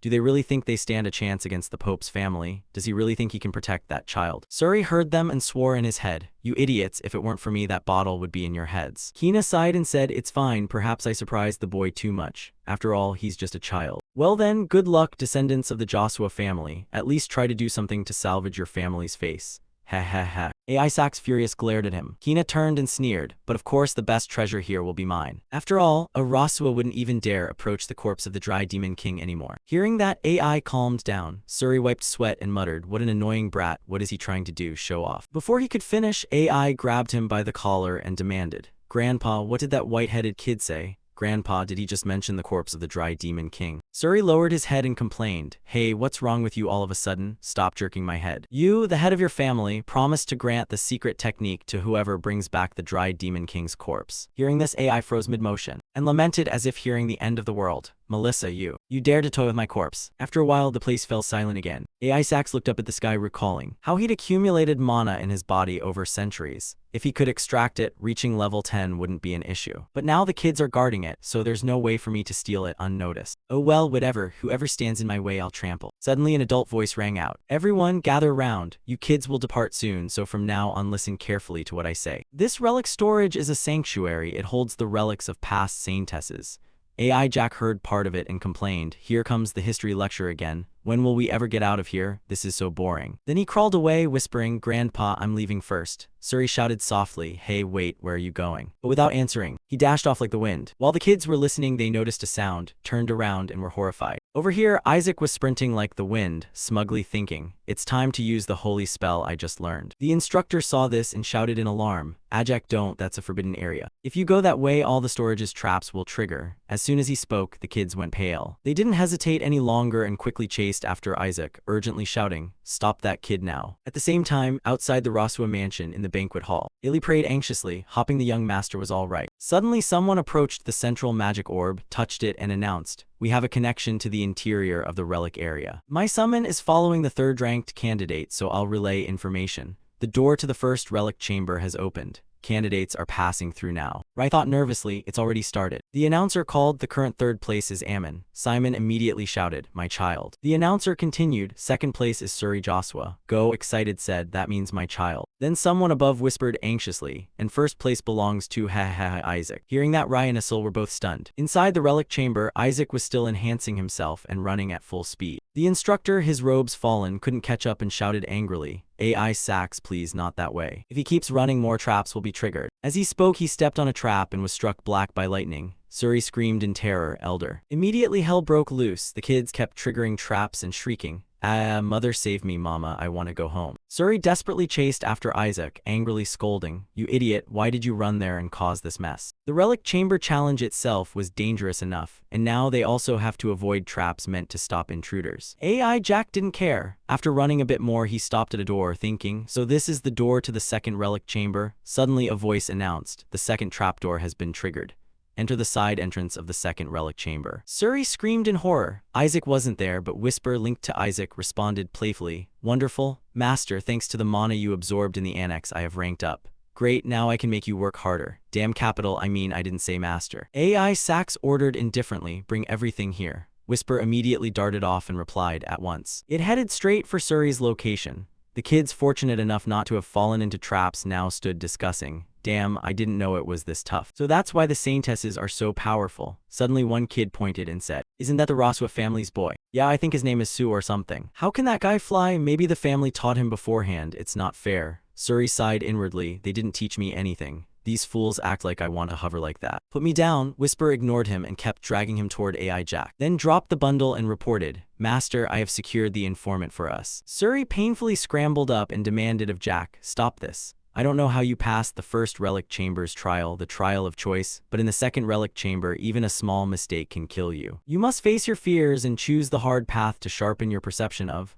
Just then Isaac let him taste what being struck by lightning felt like and snapped, talkative much. He crawled over, looking at Suri scorched all over, and asked, Grandpa, whatever, hurry up and explain what's inside the second relic chamber. Suri threw up his hands and answered, once you enter, remember you must never attack the enemies, understand? Do not attack them. Ajak exclaimed in surprise, Grandpa, what nonsense is that? Why can't I attack my enemies? Suri shouted helplessly, that's the only way to get through the second chamber. Whatever appears, you must stand still for 3 minutes before they vanish. Say you understand or we'll both die. AI Sax guessed, ridiculous. They're testing my patience. Suri begged tearfully, please, someone really did die because of it. AI Sax replied, Grandpa, okay, it's not that hard, just don't attack, right? 3 minutes is nothing to me, 3 hours would be trivial. No sooner had he finished than the second chamber's door glowed and a voice echoed, welcome to the Hall of Tranquil Trials. Patience is a virtue and reason is cold. Keep calm and steadfast, and that patience will guide you to the light. AI obediently sat still and listened. Not far away, Kina's group was approaching as well. One kid asked anxiously, are you sure this is okay? We're at the end already. Kina smiled and replied, there's no reason for us to go first on a dangerous path. Those meat shields will take the hits for us. Have you forgotten there's an 8th rank demon guarding the entrance to the second relic chamber? I'm sure the ones up front are stuck there. See, the trial has begun. On this side, the door was still opening bit by bit. Seeing Isaac dazed there, Suri warned anxiously, don't act rashly. Behind the door, an angel slowly appeared, smiling kindly and saying to Isaac, that patience will lead you to the light otherwise. Before it finished speaking, it got punched. Isaac shouted, damn it, eat this. And so Isaac managed to endure exactly 3 seconds out of the required 3 minutes. Suri was terrified by the scene, turning pale. He remembered Ajak's earlier words, 3 minutes is no problem for me, then swore, damn it, 3 minutes counted in seconds. Unable to bear it, Suri grabbed his head and screamed, that crazy kid. Isaac and Whisper together mocked, how can we stand still when faced with the face of a deity? Right, I think 3 seconds is plenty. Another voice rang out, you have failed. The impatient will be punished by the divine. No sooner had the words ended than a giant monster stepped out inside. Suri despaired, that's it, now we're surely dead. But Isaac gathered energy into his small hand and delivered a single punch straight into the monster's belly. Suri couldn't believe it, his jaw dropping. With one strike, the monster had a hole punched through its abdomen. Isaac returned to his spot and sat as if nothing had happened. The sight terrified Suri. What just happened? A moment later, the monster collapsed into countless boulders. AI Sax bowed his head and groaned. This is supposed to be rank 8. Are you kidding me? My subordinate's magic created that golem. The elite demons of the Desert Demon King, the 14th retinue. This is their signature magic. Have they become lapdogs for the Roswa family now? Or is this place connected to my body? I have to go see for myself. Seeing him turn to leave, Suri shouted anxiously, hey, where do you think you're going? Suddenly, a voice rang out, haha, I never expected the Dua descendants to help us like this. A red-haired kid stepped forward and shouted, see, I told you those Jua people knew how to pass the trial. This one is Faith Crimson, one of the 5 faiths, the 3rd son of the CP ducal family near Sepet. He pointed at Isaac, thanks for taking out the gatekeeper for us. Now move aside, we'll be the first to enter the second relic chamber. The kids following him chimed in, you have no idea what we went through because of that damn kid. Yeah, if that kid had gone in first, he'd trigger all the traps inside. Hearing them, AC wondered confusedly, how are there still so many alive? Maybe just beat them all to death for convenience. Suddenly, Nai pointed at Suri mockingly. I didn't expect the Xua descendants to be so vicious. Suri, you're related to him, right? Suri blinked, unsure how to explain me and him. No way. I told you it's not true. Are you even listening? Nai ignored him and walked up to Ajak to taunt further. You all saw that kid dodge all the traps, right? Do you think he could do it alone? He noticed the ring on Isaac's neck and yelled, see, it's an artifact. Then he snatched the ring and declared, this ring must have some magic woven into it. Look, with this we can avoid all the traps ahead. Suri just sighed. You misunderstand, kid. It's a death-seeking charm, not a life-saving amulet. But seeing him so calm made me terrified. He's not the sort to let someone get away with stealing from him. Nai, seeing no one protested, took the ring and led the way, shouting, stay there, Joshua. You will retrieve the Desert Demon King's corpse, a feat no one has ever done.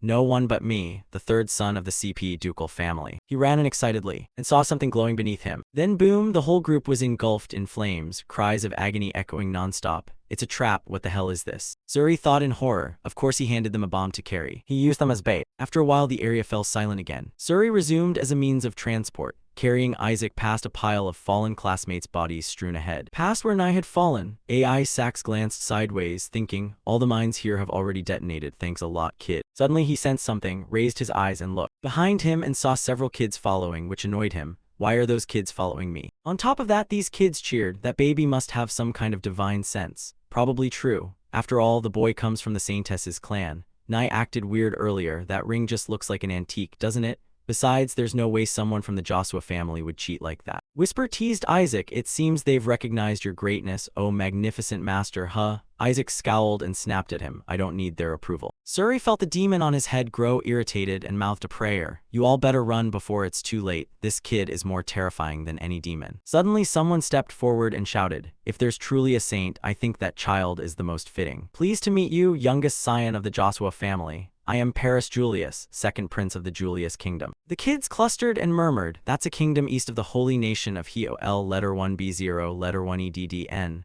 Rumor has it the prince there has received the god's blessing. Hearing that, Isaac judged, oh, this one might be useful. So he gave Suri a few tugs on the hair. Suri stopped, looked at the door ahead and announced, we're here. This is the door to the third relic chamber. Before they could open it, 2 spheres of light fell from the ceiling. A statue emerged and a voice rang out, greetings, candidates, this is the memory tier. Show your courage and determination. The kids eagerly cheered. Luckily, we followed this child instead of Nai. Great. We've reached the next relic chamber and will retrieve the Desert Demon King's corpse. The statue continued, the trial is simple. Defeat us and seize the glory. The kids debated, they say show them courage, so we should fight them, right? Just try it. Ajak thought differently, that gatekeeper. Could it be? Oh, it's probably on target. This will be entertaining. Thought concluded, the devilish curl at the corner of his mouth rose. Isaac began acting oddly atop Suri's head. Suri recalled in confusion, Isaac always makes the right call, so that gatekeeper must be lying. The first relic chamber was about choice. Isaac only needed to rush through. The second was about composure. Ajak was anything but calm. And this third one is about memory, which is the clue. So we must recall what happened in the first and second trials. We cannot attack them. At that moment, Isaac waved his hand to signal the kids to fall back. Suri was a little surprised, Ajak being kind, helping these kids too. But then he reconsidered. No matter how ill-tempered he is, he's still a descendant of the Saintess. Maybe the Saintess's benevolence has awakened. Could I have misunderstood Isaac all this time? This kid will sacrifice himself and lead everyone the right way. Just then Isaac formed a sphere of light in his hand and aimed it straight at the statue. This action froze Suri for 5 seconds. The statue went berserk, gripping its weapon, and swung in a straight arc toward the kids. They were attacked and realized they'd been deceived. Fire and explosions mixed with screams of agony. Suri glanced up and exclaimed, oh my god, what the hell is this? Could it be that someone's face now looks no different from a demon? He thought slyly, it's been a long time since I've seen this madman. From inside the statue, 2 demons crawled out and burst into laughter. How foolish to so readily believe someone else's words. Candidates for a saint, are you? Isaac also burst out laughing. They are just deceptive puppets created by magic.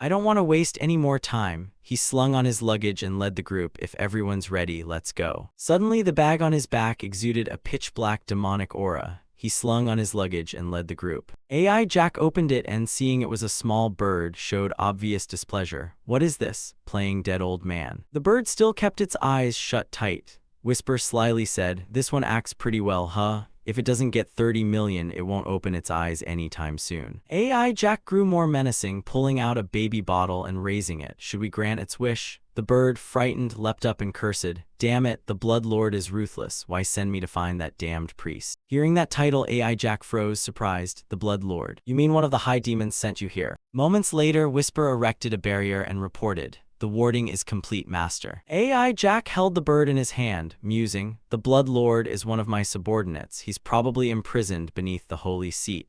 It seems he's heard of me and sent this creature to make contact. Apparently he concealed that I'm the Dried Lord demon from this sparrow. AI Jack lifted it and asked, do you have information for me? The bird defiantly replied, I have no information for a priest. But after Isaac tightened the screws, it changed tone. I'll talk. The demon you'll face, I was the one who interfered with your consecration ceremony. AI Jack frowned and pressed. You mean you sent a decoy of the Dried Lord demon? The bird broke into a sweat and confirmed. Yes, it was me who secretly planted the magical device and ordered my minions to kill the priests. That's right, it was me. After absorbing the Dried Lord demon's power, she became strong enough to breach the holy nation Helen's wards. The Blood Lord said he accepted execution, but absolutely refused to confront the demon named Ott. AI Jack heard that and cursed under his breath, that damned Blood Lord. The bird shook its head repeatedly, lamenting, why would he give such valuable intel to that damned priest? The Blood Lord believes the current Dried Lord demon is an imposter. He was captured after telling everyone that the current Dried Lord demon is a fraud. How stupid can he be? Anyway, I heard you absorbed part of the great Dried Lord demon's body, right? Maybe she's waiting for you to enter her domain. If you value your life, turn back. AI Jack got the information and released the bird, saying, tell him I've received the message. The bird didn't dare look back, only cried out, don't die or my master will be sad. Just then, Suri strode over brusquely and shouted, hey, where have you been? We've been looking for you everywhere. By the way, I'm really proud of you. You ordered food from the local inn for us, didn't you? This left AI Jack puzzled. What food? No need to think hard, a girl stepped forward and explained. We prepared it to serve everyone, please eat. This scene surprised AI Jack a little, but inwardly he smiled to himself. I thought she'd wait. Who would have expected she'd come here on her own? Moments later, the kids' chatter rose. Hey Suri, what's wrong with AJ? He's overdoing it. But Suri looked bored and said, leave him be. AI Jack on this side brusquely kept ordering, there's dust in my water. Get me another glass, I don't like square plates, change them. The food is cold, it's too salty, I hate the sound of your breathing. Stop breathing. The staff receiving this string of unreasonable orders could only resentfully comply. Yes.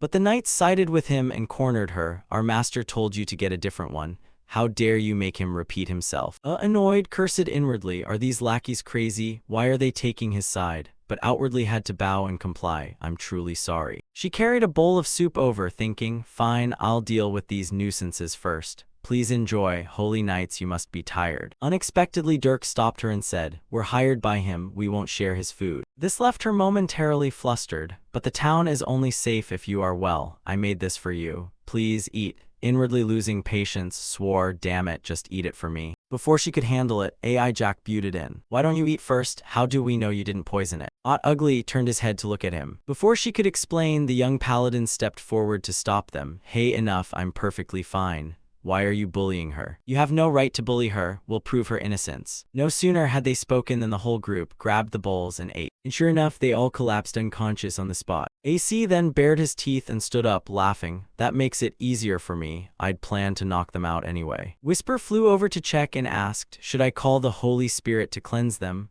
Aya, not particularly concerned, replied, leave them, they need to learn a lesson. Suddenly Whisper's expression changed, and he reported excitedly, Master, this poison converts holy mana into dark mana. AI turned back thrilled. Are you sure? It will turn that disgusting holy mana into dark mana? Whisper joyfully confirmed, definitely, it's a parasitic toxin. AC gaped, capitalist thoughts rising. This means I could build a dark mana farm inside the holy nation. Still exhilarated, he laughed loudly. Now you're surely defeated, brat. AI suppressed his excitement and sneered. Me defeated? Anyone with power will become my meal. Acute no longer bothered to hide, reverting to his original form and threatened. If you want them to live, follow me. I will give you the antidote. This angered the knights, who ground their teeth. You bastard. Ai's body suddenly emitted a holy radiance. Acute, annoyed, covered his eyes and shouted, don't resist.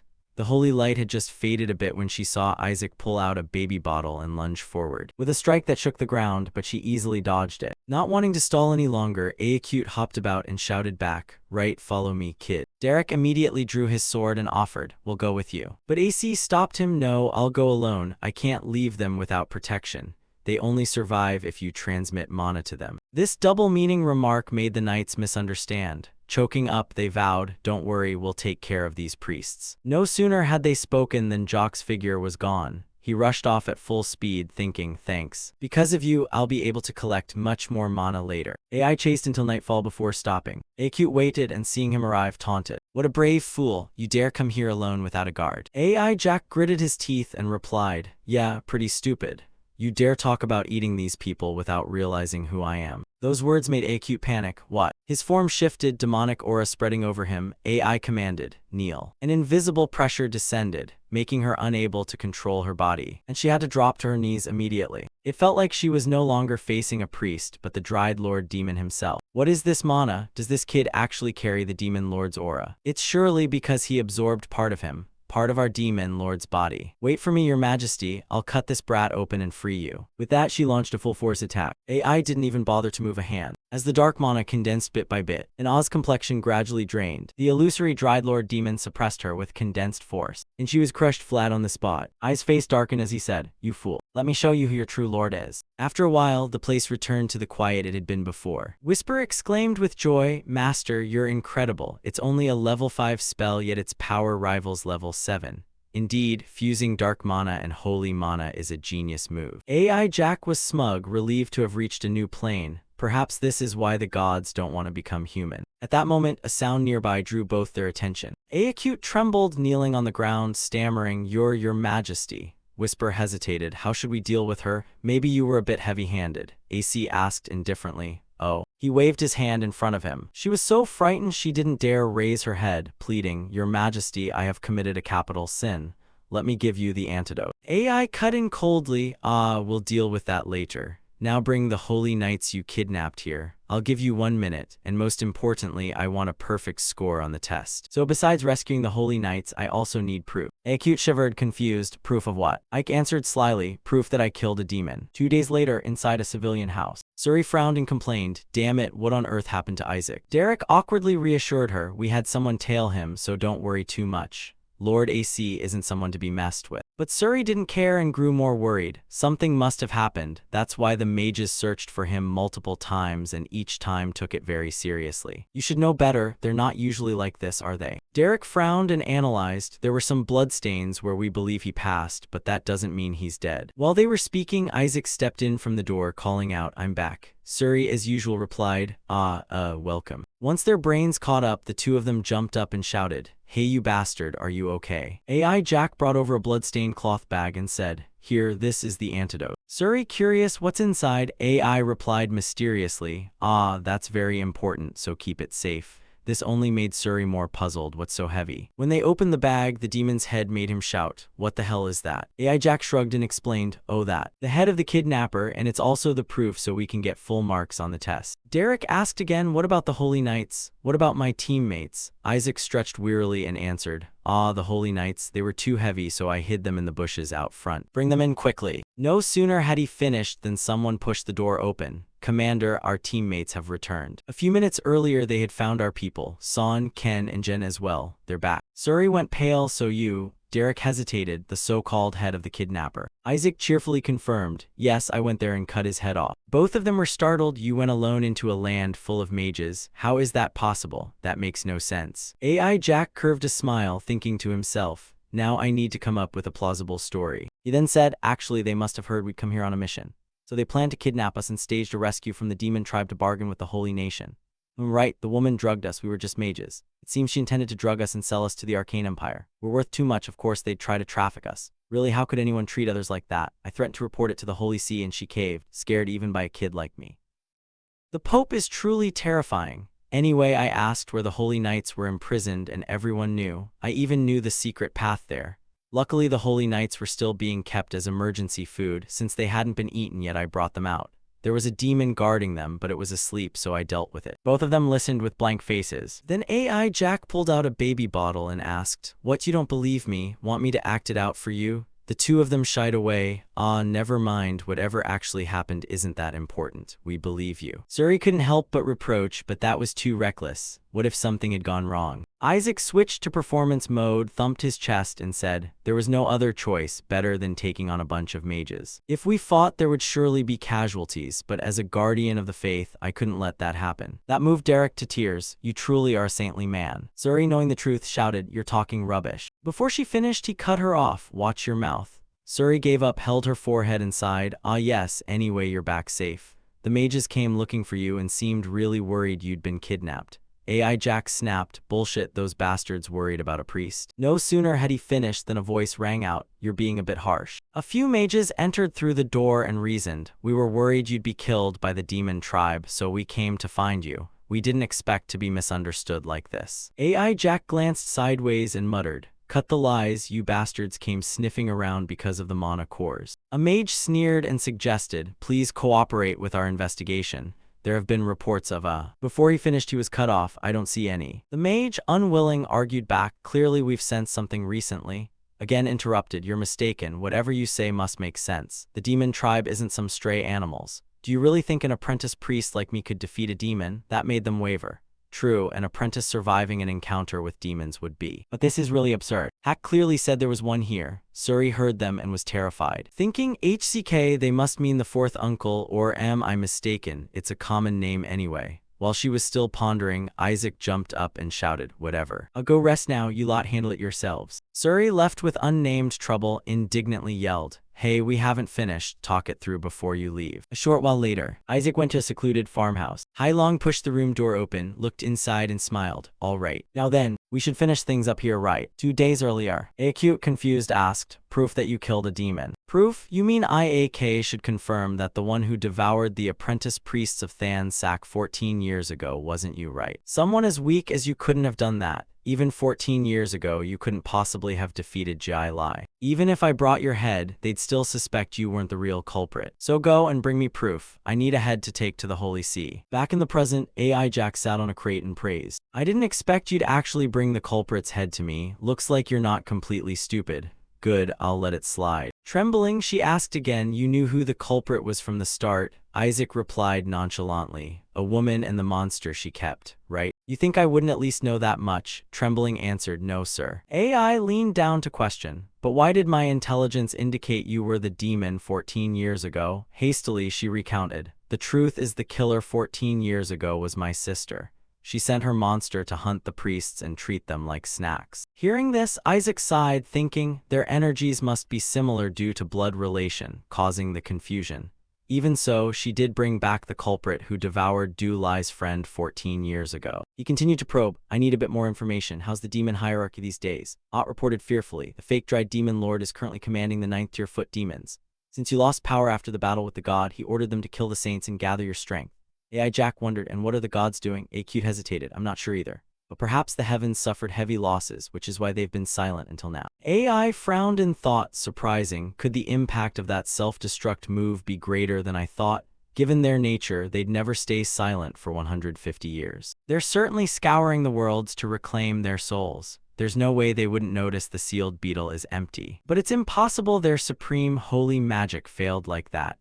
Even if they failed to seal their soul, not realizing the seal is empty is even more absurd. Could it be that the beetle contains someone else's soul instead of theirs? Could it be a high-level being with dark mana, another catastrophe like the dried demon king, or even a god? Just thinking about it is intriguing. I have to investigate. Thinking that, he asked again, "You're ought right?" Acute bowed his head respectfully and replied, "Yes, your majesty." AI ordered, "Go to the demons and act as my eyes and ears." A while later, inside a house, continuous sounds of gratitude rang out. "Thank you so much, young Master Ajah. We could never repay you for this. We never expected you could defeat that demon yourself and even personally save each one of us." AI modestly declined, "Don't mention it, it's our duty." That remark moved the knights even more. Truly the bearing of someone from the Than letter 1EAFC family. "What can we do now to repay this kindness? You even saved my comrades." Hearing their talk, Derek couldn't help but shout, "The answer is obvious, isn't it? Sir Isaac, as a 7th-ranked knight, I dare it. And all my comrades will go wherever you command, Sir Isaac." Suddenly winning over a group of knights left Isaac a bit surprised. "I didn't expect this, so I even gain a force of capable, free soldiers. They have networks across the continent, so their intelligence and mobility are excellent. Rescuing 11 people and getting this much benefit is a steal. Is there even a child here? Why is he looking at me like that?" Seeing him staring at the child, Derek looked up and said, "It seems you don't know who that child is, right? You'll be shocked when you find out." The little boy grinned with squinted eyes and came forward to greet. "Hello, I'm Harius, the youngest prince of the Mafapia Empire. Thank you for saving my life." Isaac was astonished, mouth agape. What the hell? So the mages had acted helpful because the prince was kidnapped?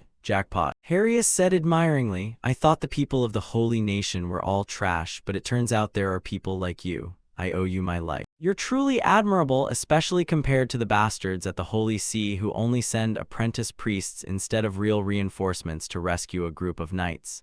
Hearing how he spoke, Isaac praised inwardly. This kid has potential. Harius, unaware, continued to praise. "Compared to them, you are truly a man of the god. Please let me repay you." AI Jack curled the corner of his mouth and smiled slyly. "Oh, then help me with one task." A while later, inside Pope Hawing's letter 1EAFC's study, a servant entered and respectfully reported, "Your Grace, the Than letter 1EAFC team has entered Graciandia. Because of the mages, we couldn't follow them all the way, but they have certainly entered the mission area." Hari, a bit surprised, asked, "I thought they wouldn't get in because they chose those useless holy knights, yet they still managed to enter." The servant reported in detail, "But it seems only Isaac R letter 1ED1T Kshua went in alone." Hari couldn't help feeling interested. Alone, so that brat couldn't even subdue those holy knights? Understandable, if we couldn't, how could he? He's surely not going to complete the mission, nor return alive. The servant cheerfully agreed. "Yes, I assure you he won't be able to return to Hiola." Hari said nothing further, only thinking silently. The 4th son of the Joshua family said he'd entertain his favored nephews if they came to his territory. If it's him, he'll surely use the mages to deal with them. Suddenly the servant asked, "But won't the royal family help Isaac? After all, they seem quite interested in that brat." Hari smiled and explained, "They don't have the luxury. Graciandia is a contested region between the Holy Nation and the Mafop Empire. If something happens there that the Mafop Empire can exploit, it would be a catastrophe. Even if by some miracle he succeeds, we must ensure he cannot return." Clear. The servant bowed, "Yes, your grace." Everything went so favorably that Hari couldn't help but be delighted. I can already imagine those Than letter 1EAFC being ridiculed. Unaware that on this side AI Jack was also grinning maliciously. If that's what they're thinking, I'll teach them a harsh lesson. Allow me to introduce my secret weapon to use against the Holy See, the youngest prince of the Mafop Empire. The priests in the room fell silent and stared. AI Jack, displeased, snapped, Why are you all looking at me like that?" Suri angrily spat, "Are you crazy? What did you just do? Who introduces an enemy prince like that?" Unexpectedly, Harius was quite talented. Hearing the scolding, he scratched his head and laughed. "That's why I hid my identity. Sorry for surprising you." The foolish priest, Suri suspiciously asked, "You didn't kidnap him, did you?" Harius laughed. "Kidnap him? Never." Suri muttered in frustration, "You're probably kidnapped yourself, you idiot." But Isaac thoroughly enjoyed recruiting this new little brother. "With this, the Holy See is doomed. We didn't just save some holy knights. This will surely force them to celebrate us." Suri was left speechless. "Aren't we the ones doomed?" Suddenly, a loud voice proclaimed, "The basic rule of politics is to make your opponent indebted to you. Just by saving the prince, the Mafop Empire will owe us a huge debt." The group looked shocked. "Why would you say that openly in front of the prince? This madman." Unexpectedly, Harius agreed. "Indeed, you are a brilliant strategist. The group threw up their hands. Is this kid crazy too? Suri frowned and pressed. So you intend to publicly claim you saved the Ma-Fop prince and return with your head held high? AI Jack lowered his voice. Don't tell anyone yet. That's why I gathered everyone here. The Hawing S Letter 1 EAFC faction will certainly set traps to sabotage our mission. So what do you think will happen if the Ma-Fop prince walks into that trap? The group turned pale at the thought, while Harrius became extremely excited and shouted, "You're really clever. If you want, I'll jump into the fire for you." Ajak couldn't hide his excitement, rubbing his hands. Let's slap those Hawing S Letter 1 EAFC a really painful one. A while later, AC sat down and spoke seriously. It would be fine if only we fell into that trap, but what if the youngest prince of the Ma nation is also captured? Of course, there would be a thorough investigation from both the Holy Nation and the Ma nation to determine who is behind this.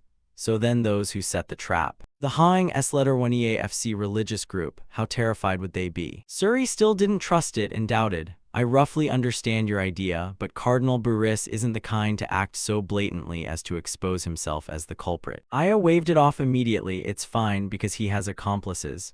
Suri questioned, accomplices. Don't tell me you intend to use those mages. Ajak denied it. They're troublesome, so I only plan to slightly sabotage their schemes. But if we fight them directly, it could become a diplomatic issue.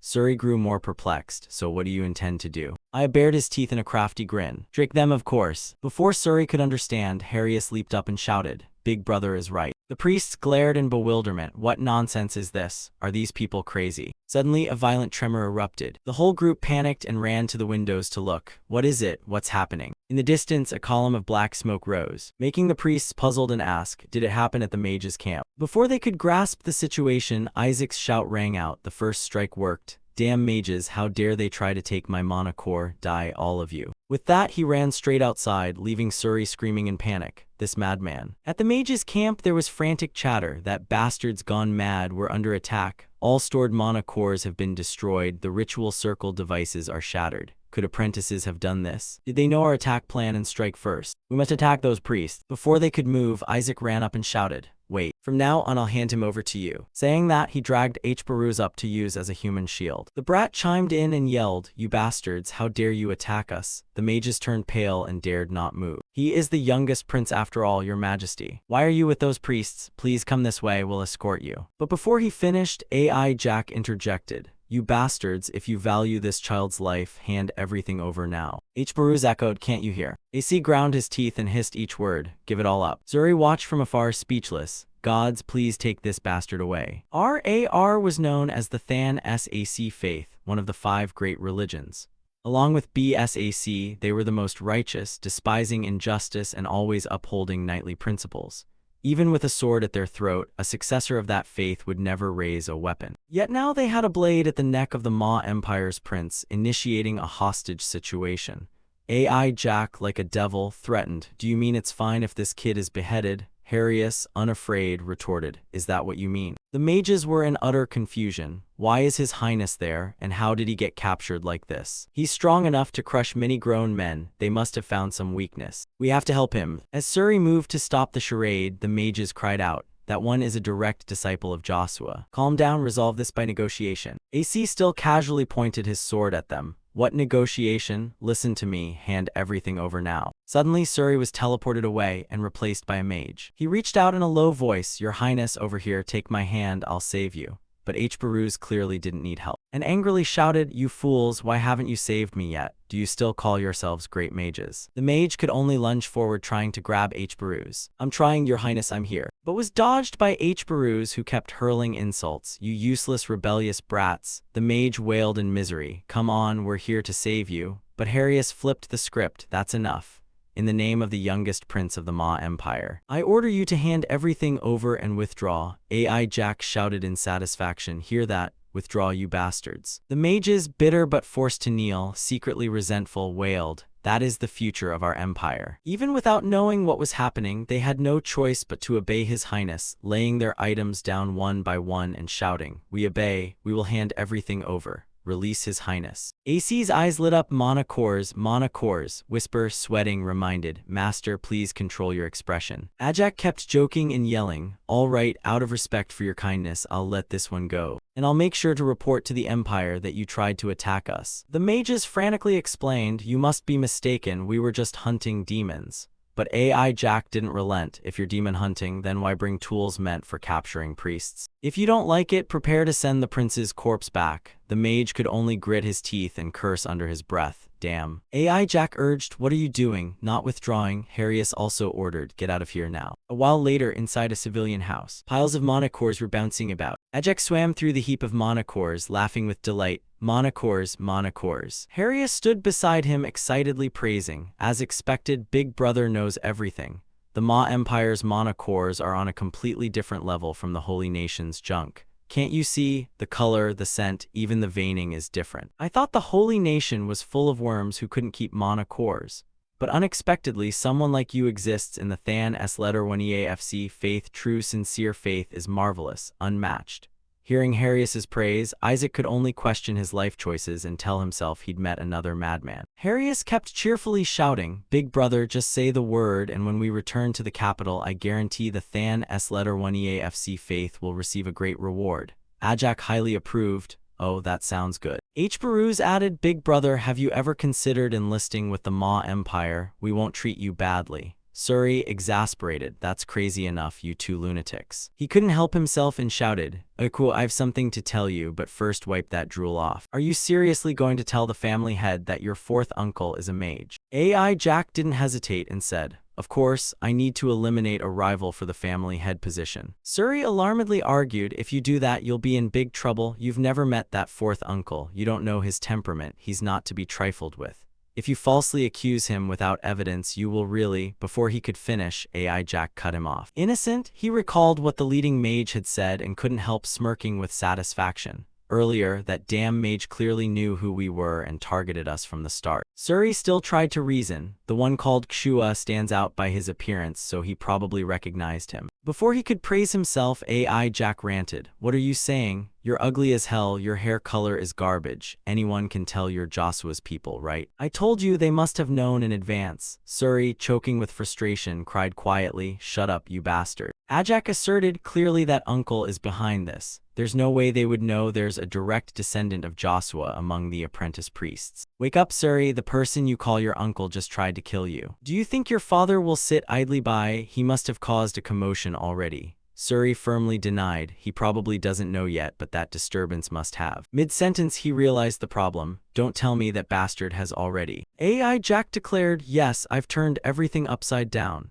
Than S letter 1 EAFC, Hong S letter 1 EAFC, the royal family, even the Holy See, they must all be in chaos by now. A few days later at the Holy See, Hari's terrified shout rang out. What did you just say? The priest standing beside him couldn't help but repeat. Have the Than S letter 1 EAFC apprentice priests returned safely? The attendant respectfully confirmed, yes, they're likely already on their way to the capital. We've checked, and it seems their numbers are even greater than when they left. It appears they also rescued those who were kidnapped. The priest, unable to accept it, demanded, what the hell are those mages doing? Hari said nothing, but his face was extremely ugly as he cursed inwardly. That fourth son of the R letter 1 ED1T Kshua family and those mages, did they actually accomplish anything? Why did that brat return alive? The attendant hesitated and said, they said they couldn't attack. The priest was shocked. What? The attendant explained that it seemed the prince of the Ma Empire was among those rescued. The priest staggered back in astonishment. Who? The attendant bowed respectfully and read aloud. The youngest prince of Britannia, H. Baruz Britannia. Isaac Joshua also requested a thorough investigation into the mages. That brat said he would definitely find whoever attempted to assassinate the prince. Hari realized the situation and ground his teeth in anger. So that's how that brat planned to play me. The prince's appearance had changed everything. They would surely investigate thoroughly. If so, I won't just be powerless. I could be accused of attempting to assassinate the prince. What bad luck. Both father and son of that family are truly a disaster. Still seething, another man burst in and shouted, Your Eminence, there's bad news. The head of the Joshua family has arrived in Baris and is causing a commotion. He demands to see his fourth son immediately. Hari's face went dark as he cursed under his breath. Now even the patriarch has shown up, damn it, all three of them. At the same time, in the capital of the holy nation, Helen, the head of the Than S. Letter 1 EAFC family received a letter from Isaac reading, "Sir, I was nearly killed. My fourth uncle tried to kill us with the help of those mages." The family head immediately erupted. That brat dared. Thinking of that scene, Isaac clutched his head and chuckled true to his style. I knew he wasn't to be trifled with, but I didn't expect him to cause trouble right under the Pope's nose. Asili, who had been silent until now, also spoke. "Sir, I sincerely thank you for avenging my brother. He was murdered 14 years ago." Isaac was bewildered. He didn't even know about that. But he tried to feign nonchalance. "Oh, it's nothing." He then asked, "What about the others?" Asili cheerfully replied, "Their reactions were similar, sir." Lord Go seemed quite angry about something else. That madman not only tried to kill Isaac but his own nephew as well. R helplessly countered, "Isaac is also his nephew." Go tried to argue, "Their hair colors are different." Another said, "Their faces look different, let alone hair color." Unable to win the argument, Go cursed, "Shut up." Suddenly both fell silent and looked to the side. Asili sighed, and Lord Benjamin, the treasurer, had already burned the entire inheritance portion of that fourth son. Benjamin coldly said, "He will receive nothing. Everything will revert to society." Isaac lamented on his behalf, "No, give it to me." Asili summarized, "All descendants of the Letter 1ed1t Kshua family will convene at the new year. To be honest, that makes me uneasy. It seems that person is trying to kill you, sir. He seems determined to seize the headship and wants to eliminate you early." Isaac, unconcerned, cut in, "Don't worry, I'm not planning to die. But strangely, there must be somewhere else in chaos right now. Why are they still silent? They should have arrived." While he was still speaking, a piece of paper flew in. Isaac tore it open and shouted, "They're here." Immediately, a blazing red summoning circle manifested before him. Asili gasped, "A holy summoning spell." Isaac stared at it and taunted, "You seem to be in quite a hurry, huh? Even resorting to a holy summoning like that." Cardinal Red stepped out from within, grabbed Isaac by the collar and threatened, "You said you'd show me something interesting." Isaac, completely untroubled, replied, "It seems my adorable prince of the Ma Empire is doing well. I thought you'd like him." That remark made Cardinal Red grind his teeth in anger, and reluctantly let go of Isaac's collar. "What were you thinking bringing the Ma Empire's prince here?" Isaac shrugged, "What? I did it to help you." He sneered and repeated, "Help, huh?" An involuntary thought came to mind. True, at first I liked that idea too. It's a rare chance to squeeze money out of them. When reading the letter Isaac sent to the mages, perhaps someone attempted to harm the prince. As the Zich Sak family who specialize in interrogation, please investigate who is behind this. He became thrilled. It's so clear who did this. Most likely the Pope and Joshua's fourth son intend to maim Isaac. Isaac Joshua, thanks to that foolish brat, I will be able to make the Hong Sak and Than Sak families kneel. Just enough to earn the right to face the 14th Tai TNG. Even more than that. But when he met H. Baruz, things didn't go as hoped. The brat wasn't afraid in the interrogation room and even turned the questions back. "Is this how the Holy Nation heel interrogates? You call yourselves the Holy Nation and act like savages. What, you're asking my name? Where are my rights? Are all priests like this? How dare you question Big Brother Isaac? Aren't you ashamed? You lowlifes dare mention the Than Sak family? 10 more years won't make you understand Big Brother's vision." One priest, unable to restrain himself after the interrogation, "Let go of me, I'll kill that bastard and go down to the underworld if I must." The man beside him, sweating, held him back. "Calm down." Cardinal Red was speechless. That brat only requested this interrogation to scare the Hong Sak family. He didn't want the RT Kshua family to suffer because of their fourth son, so he brought the prince. "You had no intention of cooperating. That will throw the Hong Sak family into total chaos." "You little bastard, you dare use us." Thinking that, Cardinal Red growled, "Do you think you'll get away with this?" Isaac was rather annoyed to see his people suffer so much trouble, but he smiled brightly and replied, "What, you don't look bothered at all? Aren't you the type to enjoy your subordinates' pain?" Cardinal Red froze for a moment, and bloomed a mad smile. Strange, no one has ever noticed that before. An invisible pressure emanated around him. Asili couldn't bear it and fell to his knees. Cardinal Red's voice turned dark. "The head of Than Sak told you. What do you know? Making an apprentice priest disappear isn't that easy. I wonder who told you." But Isaac wasn't afraid of such threats and once again cut him off. "If you're pleased, then pay up." Cardinal Cat. He curled the corner of his mouth and reached a hand toward him threateningly. "Looks like you never learned anything except how to die sooner, huh?" Asili, terrified by the sight, shouted, "Run." But Isaac calmly snatched the item from the sleeve of his robe and proudly held it up to show. "Thank you, sir. That should be more than enough payment."